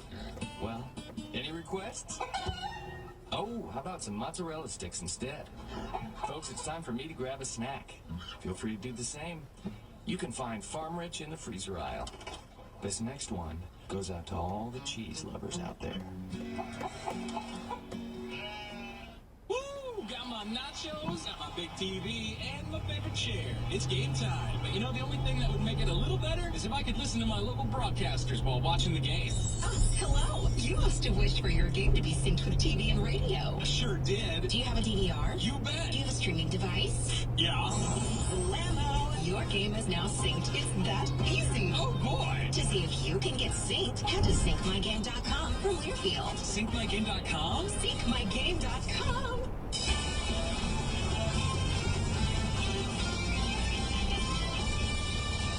Courtside here, SEC Tournament. Tennessee leads Kentucky 51-43 with 8:05 to play as you listen here on the SEC Radio Network. In an 8-point lead for Tennessee. And Tony, what does Kentucky need to do? They've got a little momentum here, a little bit of life. They were down by 13. They're down by 14, I believe. And on a 6-0 run here. They have to keep getting multiple stops. If you're going to get yourself back into this game, you have to get stopped, get down the court, either try to score early in transition before they set their half-court defense. They've been a really good defensive team throughout the season. The only way you really can score on Tennessee is get steals, get in transition. But as I stated earlier, you got to have a couple quick hitters in your arsenal. You don't have a lot of time to come down and take 20 seconds off every time down the clock. Throw the ball inside, run some stagger screen, go quickly. A shooter needs to come off, being ready to shoot the ball. So now the clock is on Tennessee's side, but they're going to come down, they're going to make you play defense. It's going to go from side to side until they figure out what they want, and they're going to throw it inside, and they can come off the curl screen, looking to take a shot. Yeah, 8:05 to play. They're going to try to have as few possessions in this game as possible and run the clock out. That's what you have when you have Ziegler and Chandler, two of those guards. They know how to lead a team, and they've been in this situation before. So it's not like they're young players, but young players who play as experienced veterans. Absolutely. Chandler and Ziegler. Escovy, Huntley Hatfield has played well. He has 8 points and 6 boards. And Fulkerson's in the game as well. Shigwe, he's up to 12 points and 10 boards. That's yet another double-double. And the record, 27. I think he passed Dan Issel. Give them so much credit for how they guarded Kentucky. 2 for 20 from the three-point line. And some of those were good looks. Yeah, Grady had a couple open ones that couldn't go. All right, we'll move on now to the SEC Tournament Finals. Postgame starts up next as Tennessee wins at 69-62. Texas A&M wins their game over Arkansas 82-64. So we have a Texas A&M Tennessee basketball championship game tomorrow here in the SEC tournament. Great stuff. Can't wait till tomorrow. Postgame starts up next.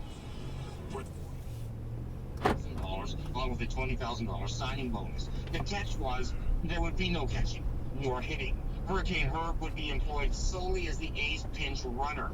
That first season, Washington stole 29 bases in 45 attempts.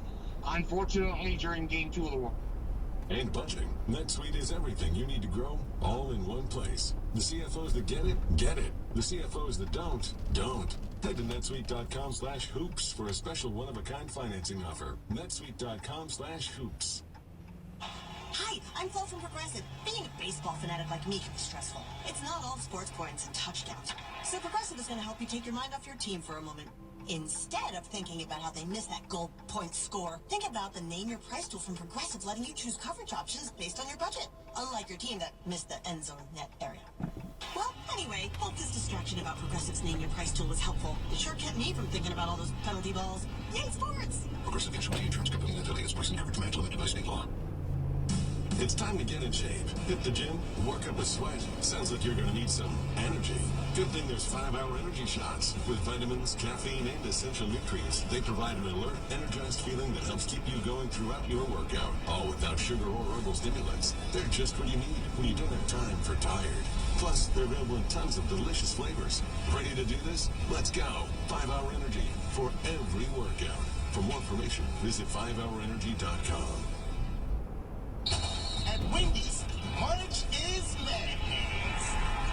With our breakfast baconator, sausage, egg, and Swiss croissant, both made with fresh cracked eggs, or even a honey butter chicken biscuit. And we're just getting warmed up. Get 50% off the official breakfast of March Madness when you order through the Wendy's app.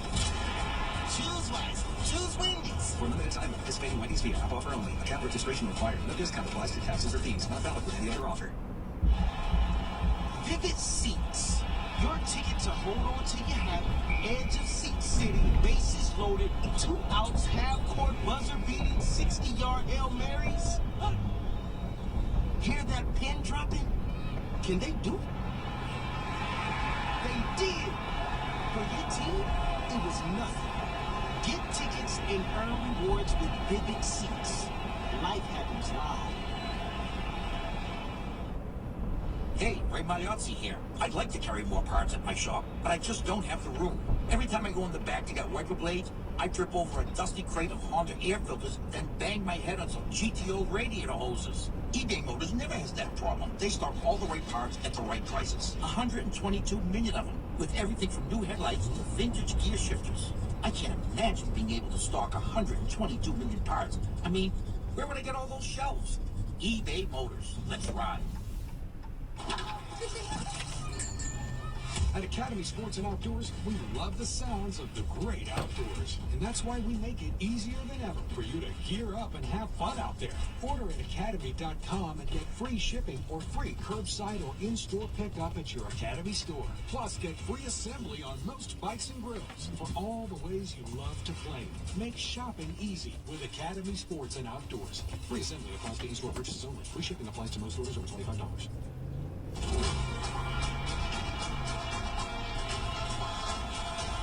You're listening to the Phillips 66 Big 12 Championship on ESPN Radio and on the ESPN app. Need to spring back in the hiring season? You need Indeed, the smart hiring platform that delivers 4 times more hires than all other sites combined, according to Talent Nest. Post a job and hire ASAP. Visit Indeed.com/credit. Jim Baskell back with you from the College Basketball Studios presented by Indeed. This is the Phillips 66 Big 12 Championship tip-off for Kansas and Texas Tech moments away. Let's get you caught up on what's going on around the nation. Left and right and side to side and in and out. A steal by Haas. Up to Q. Here we go. Hammer! First TCU, when he went to his bench, they did not skip a beat. McCormick hits both free throws, 6-4, Kansas City, Texas Tech. 17 minutes, 45 seconds to go, clock running first half. McCullough, dribble weave across the top of the arc. Now Terrence Shannon has it. They'll go inside the three-point line, kicks to the corner to Arms. Arms, a spin move on Harris. sends it out to the wing, wide open. McCullough 3 out there, tapped out by Kansas, but controlled by Texas Tech. Now Shannon tries a three and bags it from the right wing, and you can hear the Red Raider fans here in Kansas City. Second chance opportunities. That's the first one for Texas Tech. Great job on the offensive glass. 7-6, Red Raiders lead. Brown doubled hard on the right baseline. Pass nearly stolen by Arms, kicked out of bounds on the near side. Aggressive Texas Tech defense. That's an understatement. They are one of the most physical and well-coached defensive teams I've seen in college basketball. I'm going to call them one of the best, if not the best defensive club in college. Davion Warren, who was initially in the starting lineup, comes off the bench here today and is into the game for the first time. McCullough heads to the Texas Tech bench as Christian Brown will inbound from the near right side. We're nearly 3 minutes into the game. Kansas. In budgeting, NetSuite is everything you need to grow, all in one place. The CFOs that get it. The CFOs that don't. Head to netsuite.com/hoops for a special one-of-a-kind financing offer. netsuite.com/hoops. Heard you're buying a car. I brought my calculator. Dad, I already used Capital One Auto Navigator. I found my car online and got pre-qualified instantly. Instead of all that. You know those things impact your credit score. Didn't impact my credit score, Dad. Now I'm going to the dealership for a test drive and to make the purchase. Sounds too easy. No, it's just easy. Capital One. What's in your wallet? Terms and conditions apply. Find out more at CapitalOne.com/Auto Navigator. It's time to get in shape. Hit the gym, work up a sweat. Sounds like you're going to need some energy. Good thing there's 5-Hour Energy Shots. With vitamins, caffeine, and essential nutrients, they provide an alert, energized feeling that helps keep you going throughout your workout. All without sugar or herbal stimulants. They're just what you need when you don't have time for tired. Plus, they're available in tons of delicious flavors. Ready to do this? Let's go. 5-Hour Energy for every workout. For more information, visit 5hourenergy.com. Vivid Seats. Your ticket to hold on to your hat. Edge of seat sitting, bases loaded, 2 outs, half-court buzzer-beating, 60-yard Hail Marys. Hear that pin dropping? Can they do it? They did. For your team, it was nothing. Get tickets and earn rewards with Vivid Seats. Life happens live.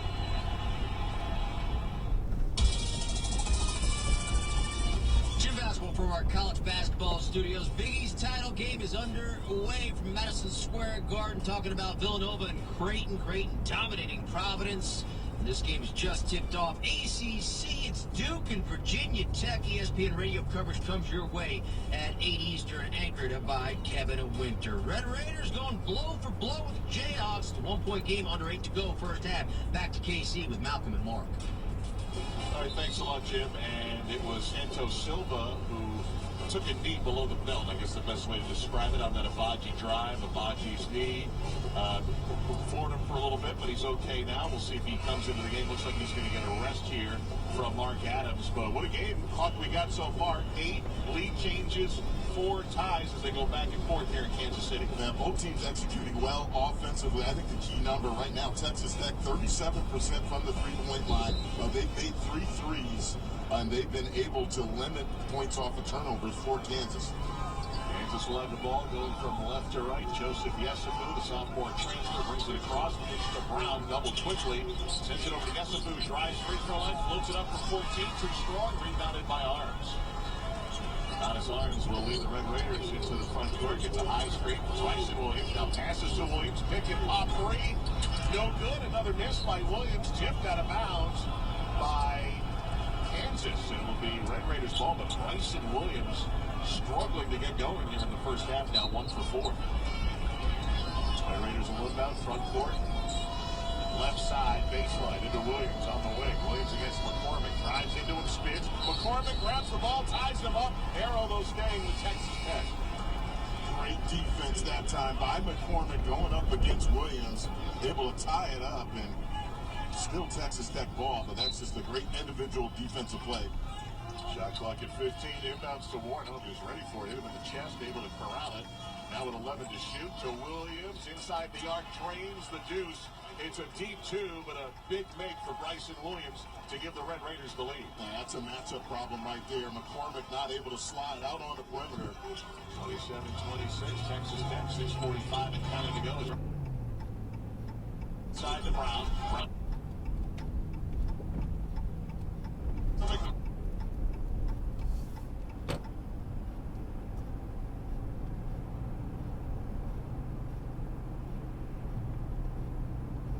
With McCormick at the line, 1-1.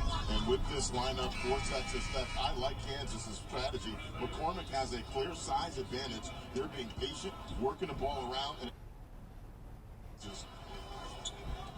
McCormick 3 for 2 for 2 at the line, 8 points so far. Remember last year, he was the most conference, had some injuries and COVID issues late as he hits the front end of the 1-1. Dollar Man has lived up to his price tag, but the Italians face a tricky test with defending Europa League champion Villarreal. The submarine strikes with the torpedo from Argentina. Juventus, Villarreal, Wednesday at 4 Eastern on Sirius XM-FC 157 and streaming on the SXM app. Yep, it's tournament season, and Jacqueline's beef jerky is perfectly seasoned with garlic, onion, and pepper to keep you satisfied through every action-packed moment. Coincidence? Honestly, yeah. Another coincidence? Jacqueline's beef jerky is made with 100% beef, and it's 100... New text message from Lisa Brooks.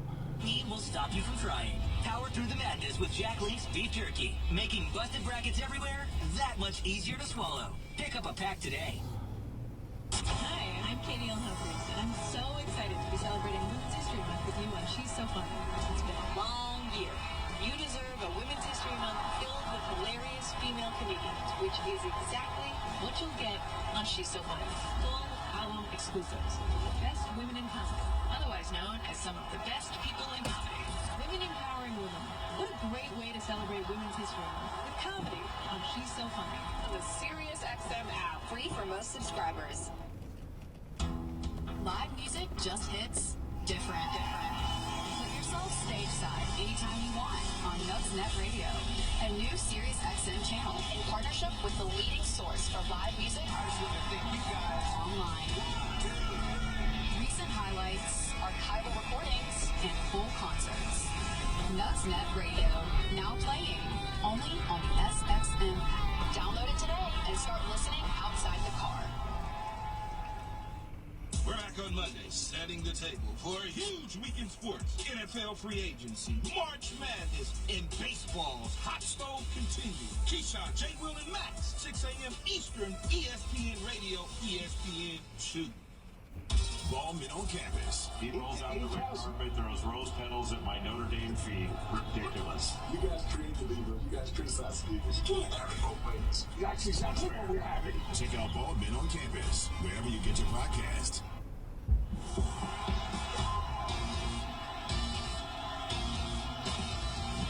This is the Phillips 66 Big 12 Championship on ESPN Radio and on the ESPN app. Stop by Church's for the high-flying flavor combination of our Texas tenders and shrimp meal today. It's butterfly shrimp alongside made-from-scratch Texas tenders, served spicy or original for $6. Church's, welcome to the great state of flavor. Offer valid at participating locations.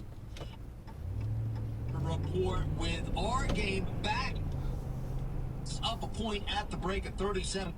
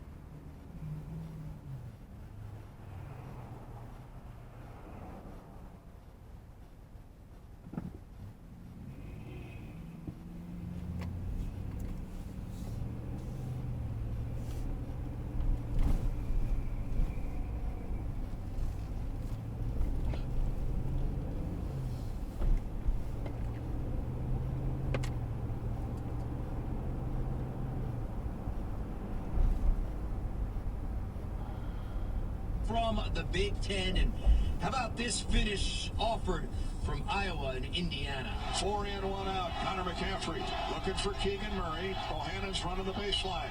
Now Bohannon has it with 4 seconds left. Bohannon a long 3 to win it. Banks it in! Banks it in with 0.8 of a second to go. Banks it in with 0.8 of a second to go. Indiana calls a timeout. Number 3, banked in a 3. Wow, right from dead on, Gary. Yeah, Keegan Murray scored 32, but Jordan Bohannon banked in that tray, and that was the difference. Iowa takes Indiana 80-77. So who do they get in the title game? Rebounded on the weak side by Jaden Ivey. He's got a breakout, a one-on-one, behind the back dribble, and he made the basket! Are you kidding me? Jaden Ivey, timeout on the floor. Jaden Ivey went behind the back in traffic, then made a right-handed layup with one of the more incredible shots you'll see all season. Rob Blackman from Learfield. Jaden Ivey at 22 points, 9 rebounds, 5 assists. 9th-ranked Purdue over Michigan State, 75-70. It's Purdue and Iowa for the Big Ten title game. MAC goes the way of St. Peter's over Monmouth. America East, Vermont dominates UMBC, and MEAC belongs to Norfolk State. They are all going dancing. Now, how about the other title games? We mentioned the ACC and Pac-12. Well, Joe Fortenbaugh offers his best bets on those 2 tips.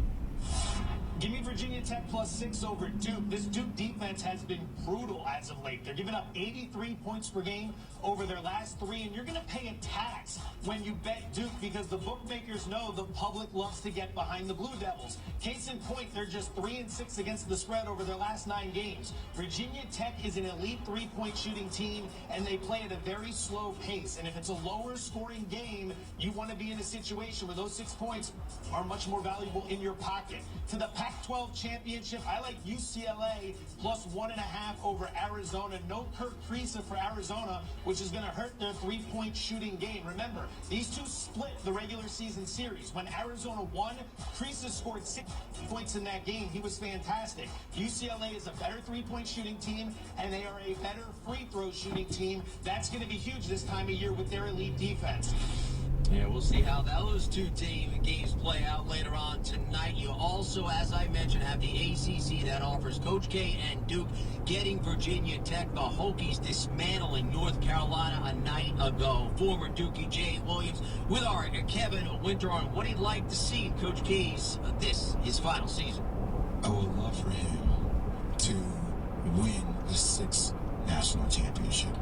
But if he doesn't, having a standard of excellence always doesn't translate to winning or society's perception of winning. What does winning mean? So, of course, like there's a tangible, materialistic trophy. I just want it.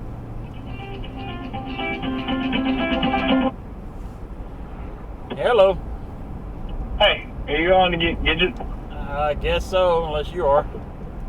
I mean, I can go get her. How far away are you? Fort Smith. Yeah, I guess I'll go get her. It don't matter. I'm already headed that direction.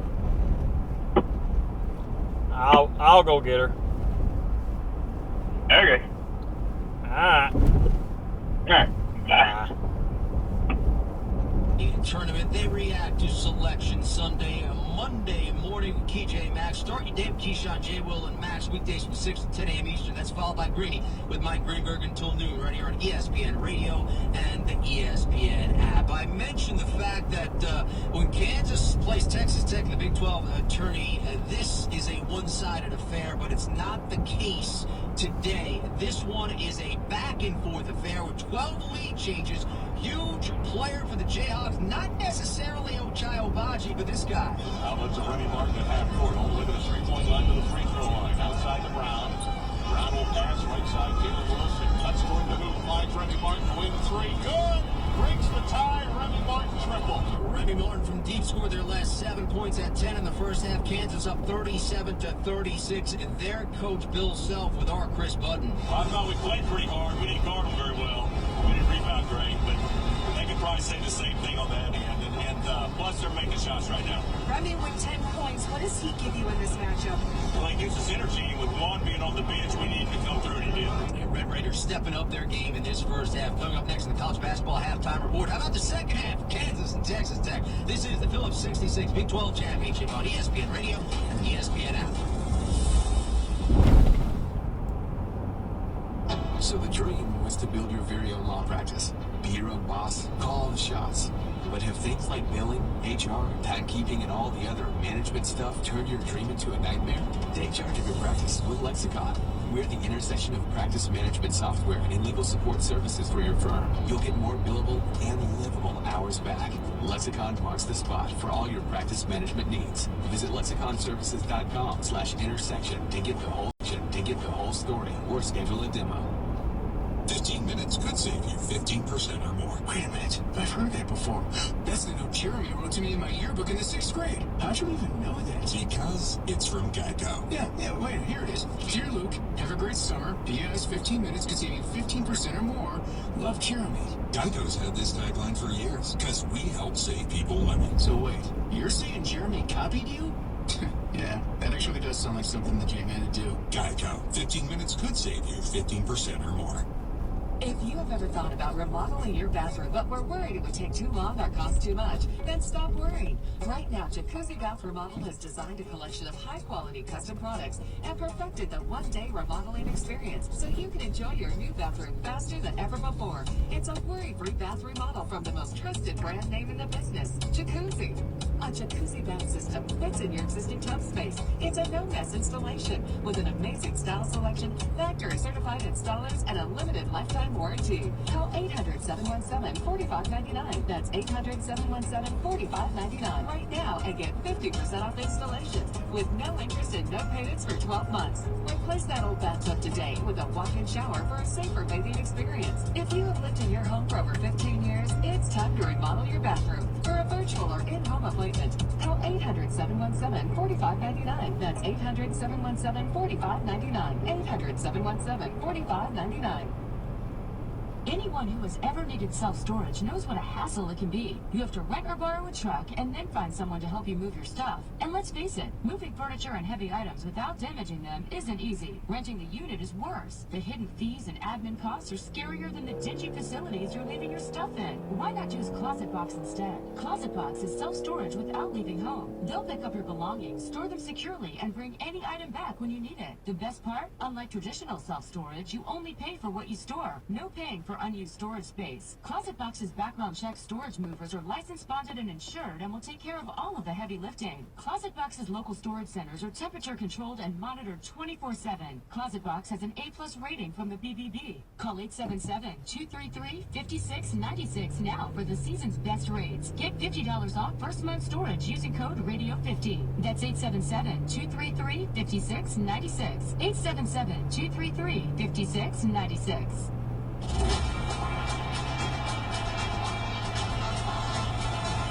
You're listening to the Phillips 66 Big 12 Championship on ESPN Radio and on the ESPN app.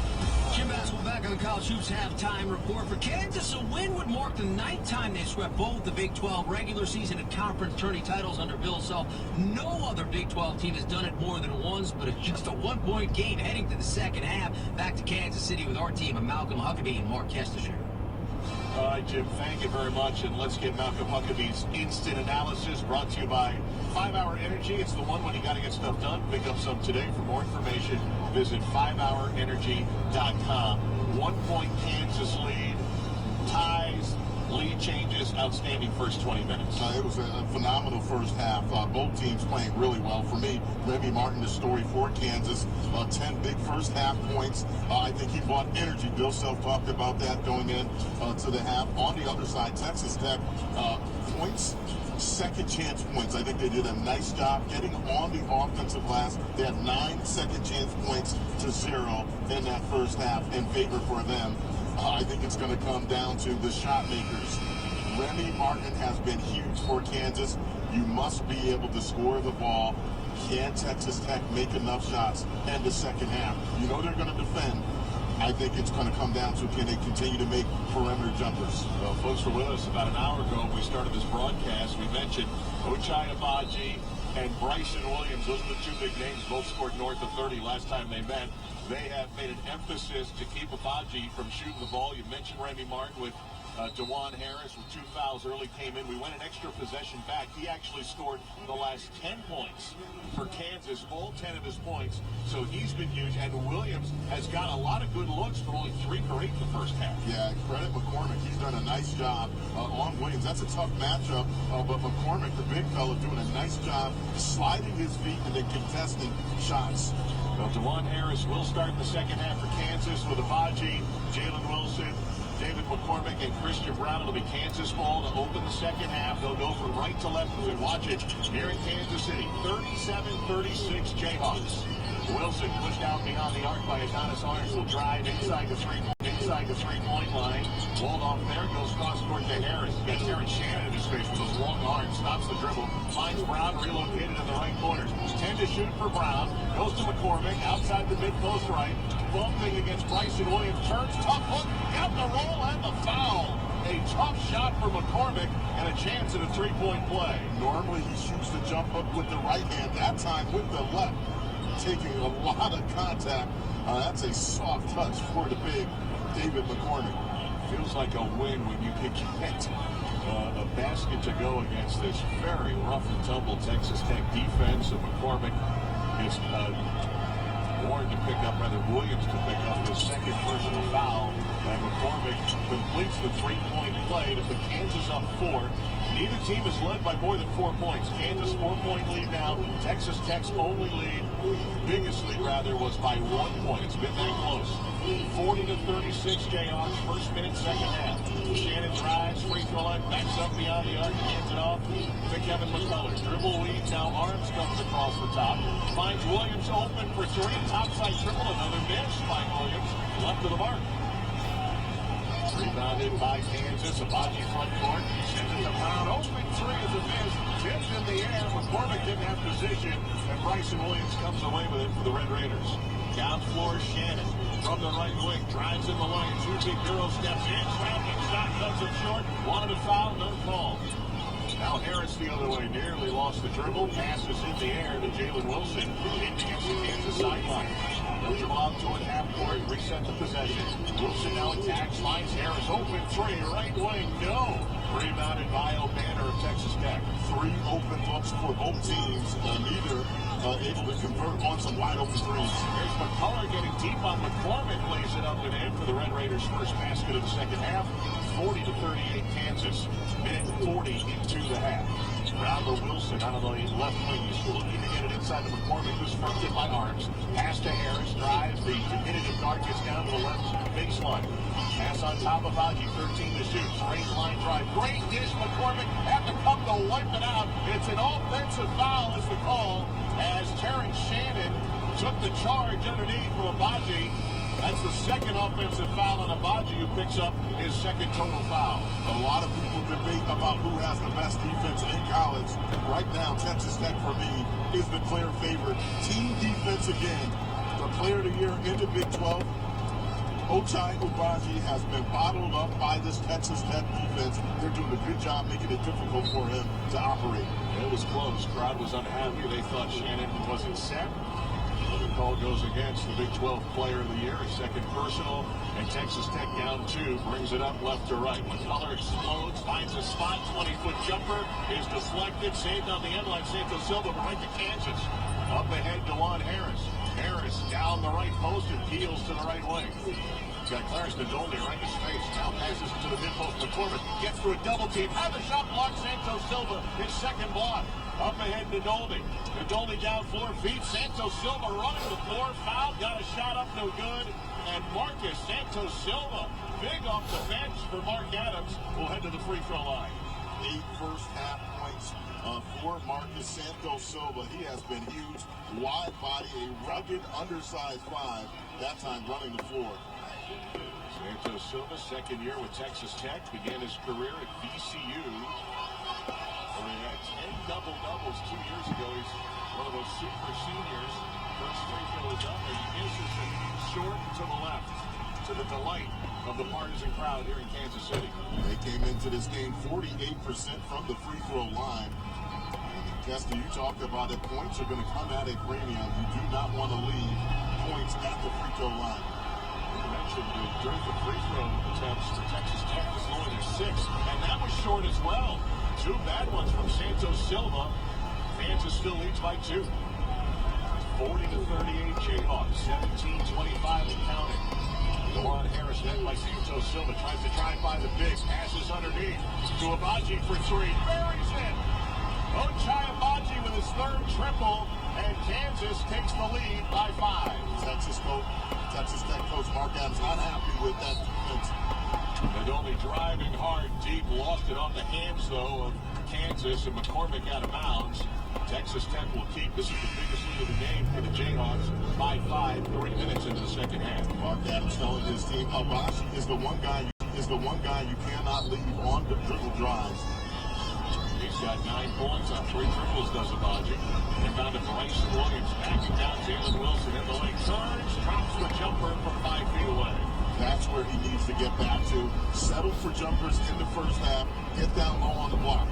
He's got 9. Harris drives again. That drive and drift pass to Wilson in the corner. Up top, Abaji drives, kicks outside Brown. Brown puts it on the deck, switches right hand. Wild shot not there. And the rebound comes down to Texas Tech and Santos Silva. 5th rebound for Marcus Santos Silva. Tech down 3 in possession. Nearly losing the dribble on the sideline. Diving for it and saving it on their sideline. Oh, they tried to get a timeout. They call a tied possession. The arrow is favoring Texas Tech as Malik Wilson nearly turned that ball over. And Mark Adams didn't waste any time. He said, Malik, come sit by me on the bench as Kevin McCullough replaces him in the lineup. Thomas Arms will inbound, far left side, front court, into Santos Silva up high. On dribble, handoff McCullough. 43-40, Texas in front, Red Raiders with the ball. Davion Warren drives, floating jumper, rolls out, tips into the corner, Santos Silva, offensive rebound, feeds McCullough down low, gets Brown off his feet, works it outside with 14 to shoot. Here's McCullough, left corner 3 at the side of the backboard, and comes down to Kansas, down floor Abaji. Oh, Abaji lost the handle on the baseline and turns it right back over to the Red Raiders. A rare turnover for the Big 12 Player of the Year. I'm sure both coaches, Huck, are going to say, slow it down, guys. Slow it down. Championship game in Kansas City. Timeout on the floor. 16 minutes to go with the Jayhawks leading Texas Tech 43-40. This is the Phillips 66 Big 12 Championship on ESPN Radio and the ESPN app. You're gearing up to get back out on the field, so you ordered ball game essentials like a new glove, cleats, and a jumbo pack of sunflower seeds. And you used your Bank of America customized cash rewards credit card, choosing to earn 3% cash back on online shopping, which could increase to 5.25% as a preferred rewards member. Rewards that you put toward the cost of an essential piece of your post-game recovery. A heating pad. Apply for yours at bankofamerica.com/more rewarding. Copyright 2021 Bank of America Corporation. Sure, we have 30 seconds to tell you that drivers who switch to Progressive could save big. But then what? Well, there is a nice piece of stock music playing behind me that a talented composer worked really hard on. So let's enjoy it.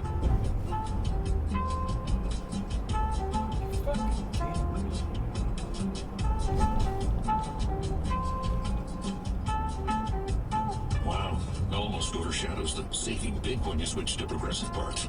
Progressive Casualty Insurance Company and affiliates. At Wendy's, March is madness.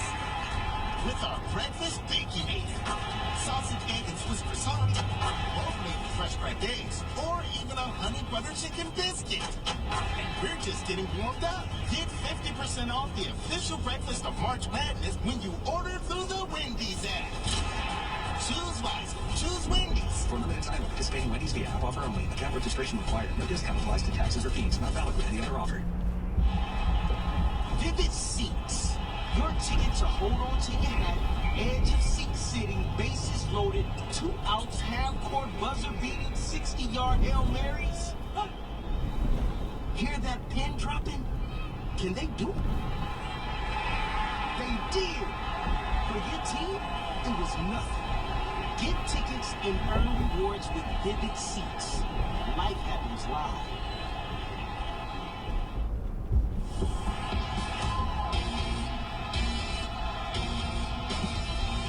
This is the Phillips 66 Big 12 Championship on ESPN Radio and on the ESPN app. From T-Mobile Center in Kansas City, the Big 12 Championship game, 16 minutes to go in regulation.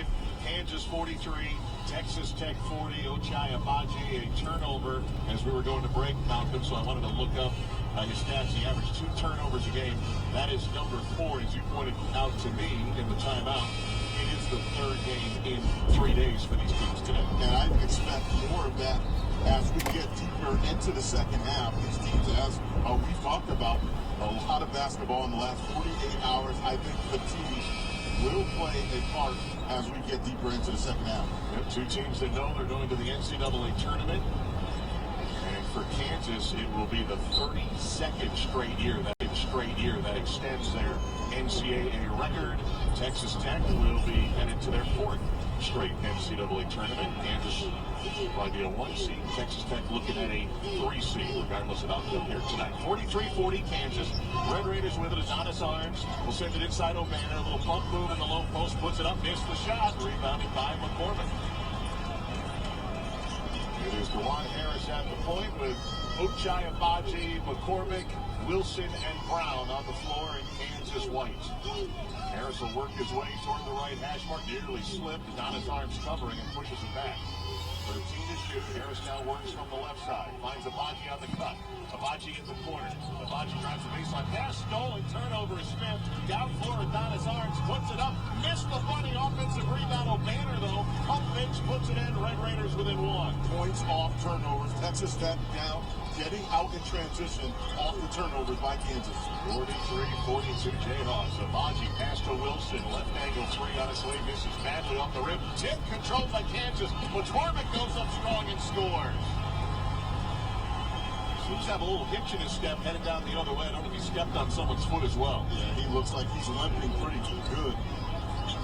Here's Bryson Williams, ball fake. He's going to attack McCormick. A rolling lefty hook misses. Agbaji secures the rebound. And McCormick is a bit slow coming up floor. Wilson front court, 3-point Kansas leads, 14:30 on the clock and moving. Christian Brown between the circles. Left-hand dribble to the left, stops the dribble, goes to Agbaji, quickly to Wilson on the right. Shot clock at 12 to Harris, lob inside McCormick, turns into a double deep, puts it up, contact, and a foul, and the shot falls off, no good. And a limping David McCormick will go to the free throw line for 2 shots. The patience by Kansas, the commitment to get the ball down low to David McCormick has been huge in this game. The post and free passes have been good for Kansas. And a foul they called on Bryson Williams. That'll be his 3rd. Williams, who's their leading scorer at nearly 14 points per game, does have 9 tonight, but on 4 of 11 shooting. He had 33 points in the double overtime thriller won by Kansas in Lawrence in late January. McCormick home again on the first and 2. Couple of changes here. DeJuan Harris will come out. Remy Martin, who had 10 straight points for Kansas to end the half, comes in. Davion Warren back out the floor with Terry Shannon for Tech.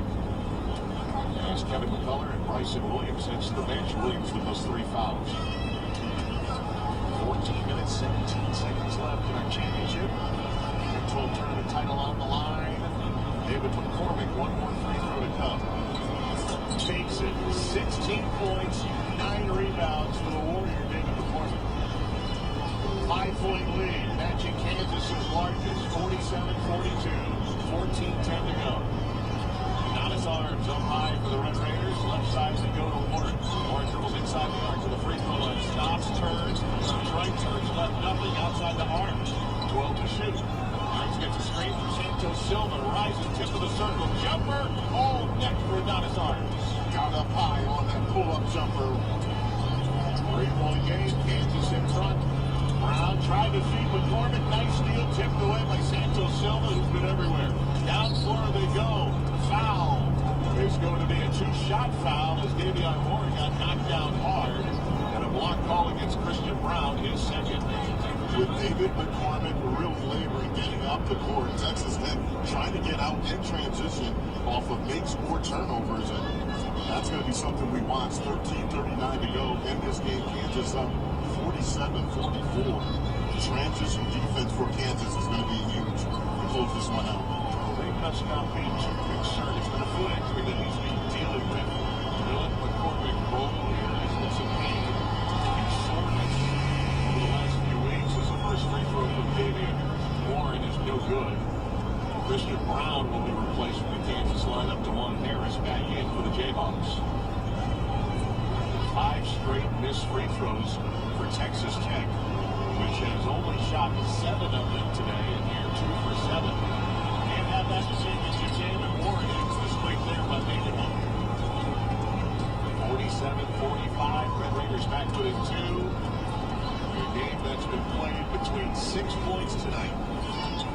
Kansas with the lead. Harris into the high post, speed, a little high-low. McCormick to Amaji. Couldn't hang on across the baseline. Last touch by the Red Raiders is the call from Kip Kissinger, the official.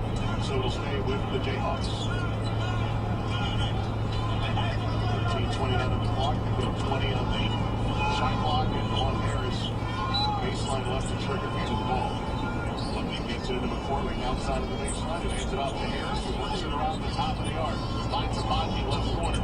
Dribbles up the 3-point line to Harris. Jump pass inside McCormick. Nice dish to Wilson on the cut for the basket. That's the offensive play of the second half. Beautiful pass by McCormick. Saw the double coming. Beautiful backdoor cut. Kansas back up 4. They totally deep the Texas Tech D to collapse on McCormick. And he saw that extra man Wilson cutting. Davion Warren left wing for Texas Tech. Drives to the end line, walled off by Wilson, who knocks it out of bounds. Texas Tech will keep 12 to shoot, 12:56 to go. Let's talk about the Red Raiders defense and the Kansas defense, which struggled down the regular season, has played pretty decently. I know Bill Self's been hard on them, but here in the Big 12 tournament. Yeah, they put on an impressive performance in the semifinals game, and they're following up tonight against a very good Texas Tech team. Here's down to Bryce Williams, back in the field, turns up McCormick. Lefty hook is good for Williams. Another tough shot on a tough shooting night for Bryson Williams. That's the matchup they're going to go to. McCormick flipping around. Bryson Williams will get a heavy dose of isolation. Remy Martin, free throw line jumper, soft touch against the roll. Jayhawks go back up 4, 51-47. Martin with a dozen. Hadn't had a 10-point game since December till last night. Here's McCullough working his way to the left dribble handoff. Nearly botched. Warren has it out to the left hash. Warren works to the 3-point line. Up top to O'Banner. He'll square for 3. A rainbow that is answered. And gets Texas Tech within 1. Almost hit the ceiling in their arena. That is an I-40. 10 left. 1-point game. Kansas leads. Harris cut off headline.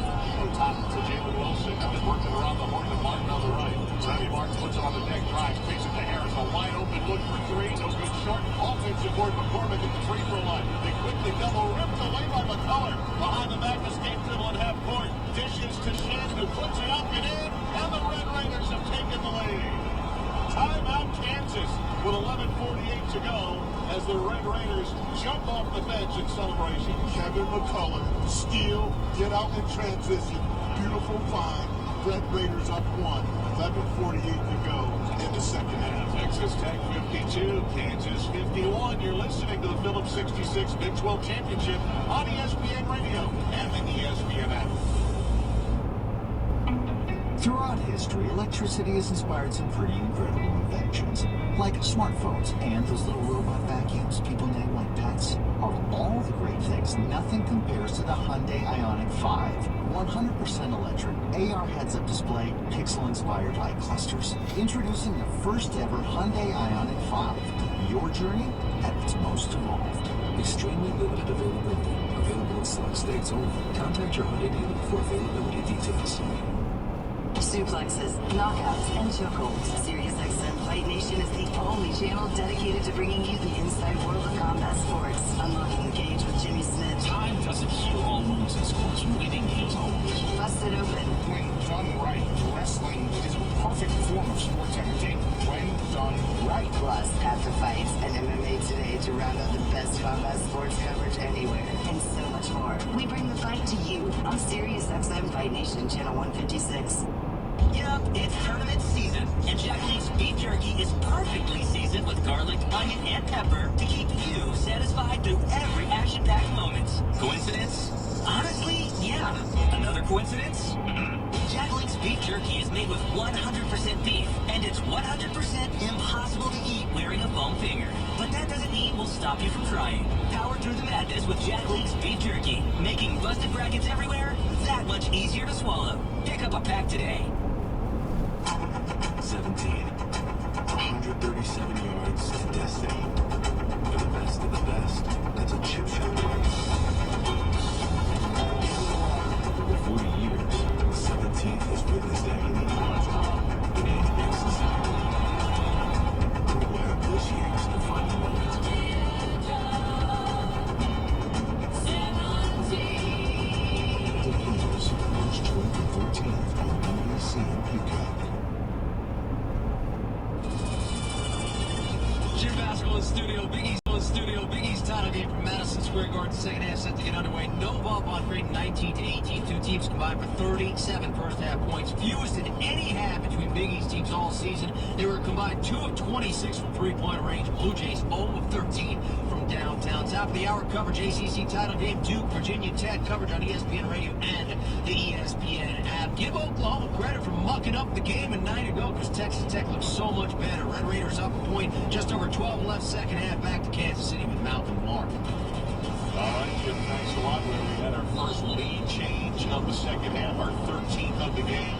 Red Raiders with that 52-51 lead in college basketball on ESPN Radio. It's brought to you by Wendy's Breakfast, the official breakfast of March Madness. It is March and it is madness up here in Kansas City. It has been a well-played game, both sides right now. Advantage Texas Tech. Points in the paint, 26 to 18 in favor of Texas Tech, and second chance points, 13 for Texas Tech, only 2 for Kansas. Kansas has the ball out of the timeout. McCormick on the bench, Lightfoot is in. Remy Martin will pass to Uchai Amaji, big 12 player there on the left. They work it to the right to Martin. Inside for Lightfoot in the mid-post. He doubled quickly. Passes out to Martin. He'll cast a three in the corner, pops out. Rebounded by McCullough. Good look that time by Remy Martin. Ball went in and out. McCullough, the Swiss Army knife, if you will, does a little bit of everything. The Suns are great lane. Now they got Bryson Williams against Lightfoot. Drives and puts it in on a reverse layup as Texas Tech, its biggest lead up 3. Down floor, pass to Wilson. And the 10 for the bucket.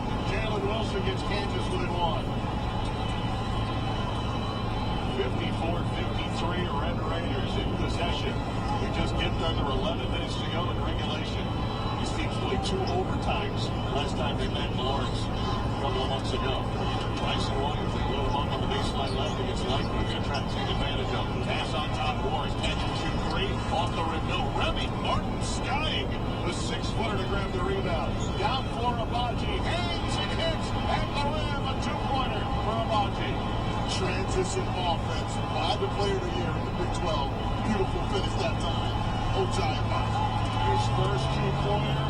Crowd rises to its feet as the Jayhawks take the lead back 55-54. Here's McCullough around the high screen. Pick and pop to Williams. 3, no good. Rebound tipped by Remy Martin. Who else? And controlled by Kansas. This has been a different Remy Martin here this weekend in Kansas City. Amaji has it. Passes to Wilson on the left. Drives baseline. Cut off in a double team. Pass to the wing. Out of bounds. Amaji said it was tipped by the Red Raiders. Bryson Williams, but no dice. Turnover Kansas. And we'll have a timeout here at T-Mobile Center in Kansas City. Back and forth we go. 5 ties, 14 lead changes, and Kansas leading Texas Tech 55-54, 9:59 left. This is the Phillips 66 Big 12 Championship on ESPN Radio and the ESPN app. Nobody protects you from mayhem like Allstate. I'm a speed bump. Did you hear what I said? I'm a speed bump. And if you have company car insurance, the cost to reattach your muffler could really be a bump in the road. So switch to Allstate, save money, and be better protected from mayhem, like me. Based on coverage limits selected, subject to terms, conditions, and availability. In most states, prices vary based on claim by Allstate Bar and Casualty Insurance Company and affiliates, Northbrook, Illinois. Your gearing up to get back out on the field. So you ordered ball game essentials like a new glove, cleats, and a jumbo pack of sunflower seeds. And you used your Bank of America customized cash rewards credit card, choosing to earn 3% cash back on online shopping, which could increase to 5.25% as a preferred rewards member. Rewards that you put toward the cost of an essential piece of your post-game recovery. A heating pad. Apply for yours at bankofamerica.com/more rewarding. Copyright 2021 Bank of America Corporation. Hey, this is Monty Jones. What's your favorite podcast? Let me tell you why that'll be number 2 after you listen to mine. 3 times a week, I'm going to challenge you to keep up with me as I discuss topics from the latest in technology and music. And people get dunked on. Also, we get the very best analysis of the games, and we watch them with encyclopedic level historical connection. Plus, we have got a community of guests that you'll feel like are your closest friends in no time. Listen and subscribe at the right time with Monty Jones Podcast, wherever you get your podcasts. Wait, aren't these all charitable donations? At Magda's Tax Prep, every person counts. I don't have to file for an extension. She needs new auditors to maximize returns on her family time. Itemized deductions. Can someone help with these 1099s? Indeed can help her hire great people fast. I need Indeed. Indeed you do. Our hiring platform instantly connects you with quality candidates whose resumes on Indeed match your job description. Visit Indeed.com/credit and get $75 towards your first sponsored job. Terms and conditions apply.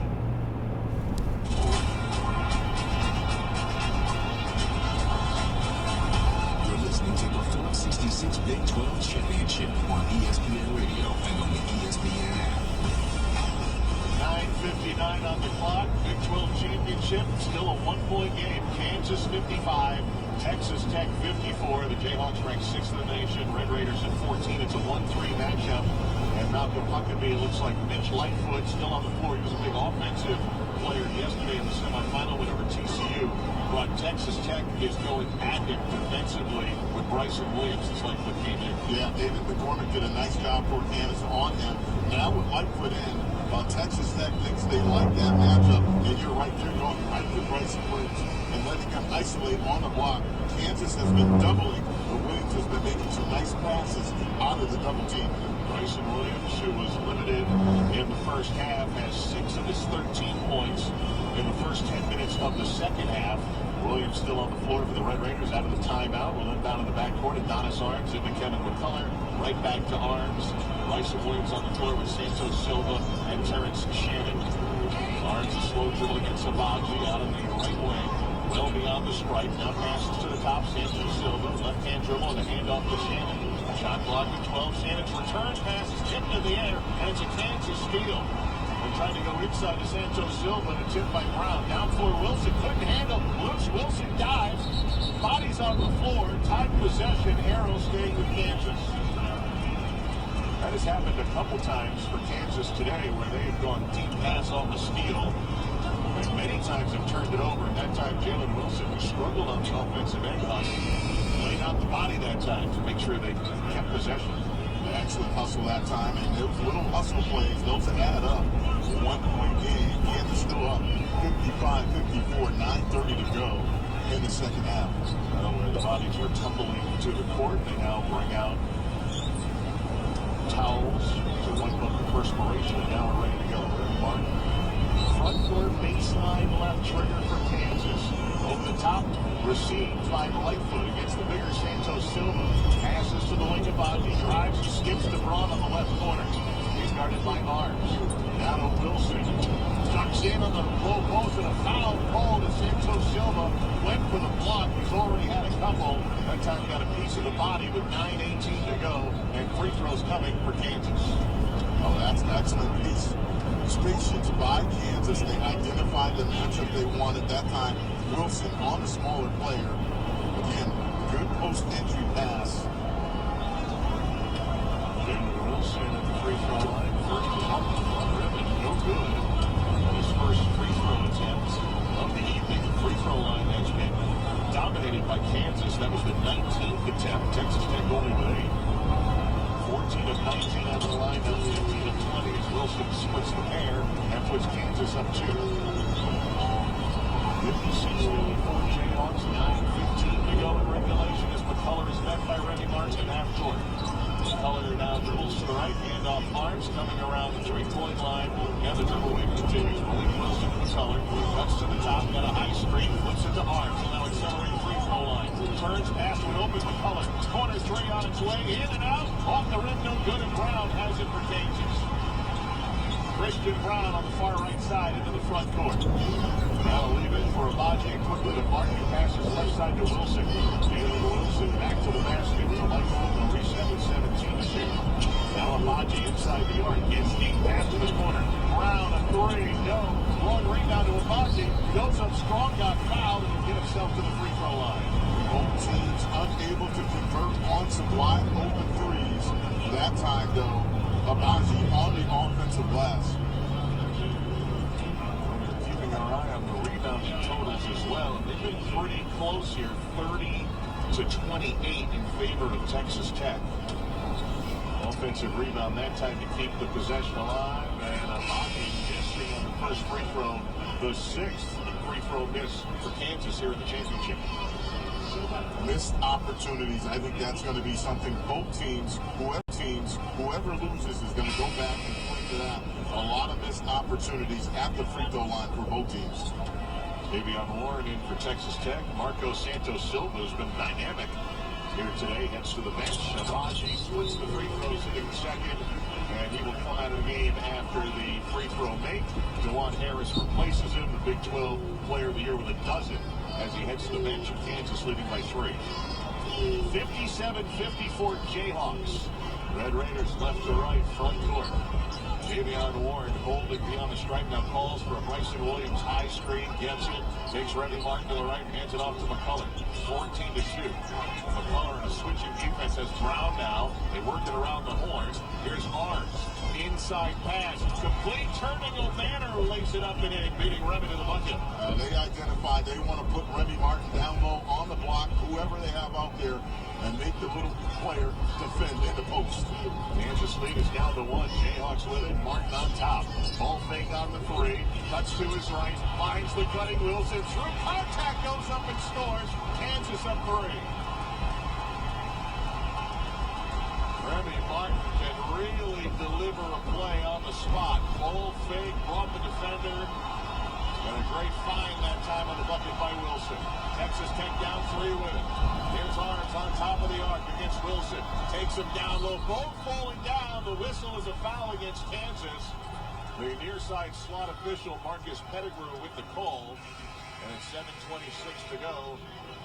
Texas Tech with a chance at the line after the timeout, down by 3 and getting up very slowly and gingerly is Mitch Lightfoot as he walks off, not putting a ton of pressure on that left foot as he hops up, and Remy Martin will help him toward the bench. More on that coming. 7:26 to go. Kansas 59, Texas Tech 56 as Mitch Lightfoot hops his way to the Kansas bench. This is the Phillips 66 Big 12 Championship on ESPN Radio and the ESPN app. In growing companies, there are two kinds of CFOs. The one overwhelmed with manual processes, errors, and lack of control of the numbers, and the one who uses NetSuite by Oracle, the #1 cloud financial system. With visibility and control of financials, inventory, HR, planning, and budgeting, NetSuite is everything you need to grow, all in one place. The CFOs that get it, get it. The CFOs that don't. Head to netsuite.com/hoops for a special one-of-a-kind financing offer. netsuite.com/hoops. Bundling car and renter's insurance with Geico is so easy. Your neighbors are probably already doing it, so why not ask? Just say, hey, did you get your hair cut? It looks cool. Also, have you saved even more by bundling with Geico? Or maybe, hey, did you get your hair cut? It looks weird. Not weird, cool. Anyway, have you bundled with Geico? Or try, hey, did you get your hair cut? It doesn't look weird at all. Anywho, have you saved by bundling with, hey, you see what that right? Bundling is easy with Geico. Just ask your neighbors. At Academy Sports and Outdoors, we love the sounds of the great outdoors. And that's why we make it easier than ever for you to gear up and have fun out there. Order at academy.com and get free shipping or free curbside or in-store pickup at your Academy store. Plus, get free assembly on most bikes and grills for all the ways you love to play. Make shopping easy with Academy Sports and Outdoors. Free assembly applies to in-store purchases only. Free shipping applies to most orders over $25. Scott Van Pelt here. If you haven't checked out the podcast, SV Pod, what are you waiting for? We're like right directly in the flight path for helicopters flying in and out of D.C. Otis the dog barking at deliveries. High level. Hey, grab those papers so they don't fall off. As a 1 seed, looks like regardless of outcome here today, Kentucky lost today, so that might put 2 Big 12 teams on the 1 line. Baylor, according to Joey Brackett's there, Texas Tech right now on the 3 line. 6 Big 12 teams he has in. Baylor, who lost in the quarterfinals. Texas, who lost in the quarters. TCU fell to Kansas last night. Iowa State, he has in. Oklahoma, many believe have the resume. But according to Joe Lenardi and many others across the country, they are on the wrong side of the bubble right now. And don't forget ESPN Radio's selection special tomorrow, right after the Mavericks and the Celtics. NBA on ESPN coverage tomorrow. So we had the run by Kansas, and now Texas Tech scored only 4 points in the last 7 minutes and 15 seconds. Where are they going to get their offense from? If they roll with Bryson Williams, he's got 4 fouls, their leading scorer here with 4 minutes to go. What building is that right there? And then I think during that stretch where they reclaimed the lead, transition, you have to get out. Kansas's half-court defense has been really well. I think also Texas Tech, when this game's over, I think it's a big number. The free throw discrepancy. Right now, Texas Tech's only taken 8 free throws in this game, 3 of 8. Kansas, 18 of 24. That is a huge difference in free throws in this game. Well, what's at stake is a Big 12 championship. Kansas looking for its 12th Big 12 title, first since 2018. Texas Tech has been in the league since the 96-97 season. They were in the Southwest Conference where they won 5 times, including 1996, which was the last year before they moved over to the Big 12. They had 1 chance to win it. Lost to Oklahoma State back in 2005. And here they have a chance to win it this afternoon, but find themselves down 5. And Jalen Wilson at the free throw line for Kansas coming out of the timeout with 2 free throws. First one is up, and it pops out. No good for Wilson. So it's 9 points, now 1 of 3 at the free throw line. Part of that all-freshman team declared for the NBA draft, came back, and another talented player for Bill Self and Kansas. 6'8", Denton, Texas, ends the knees. Second free throws all net. Splits up Kansas leading by 6, 64 to 58.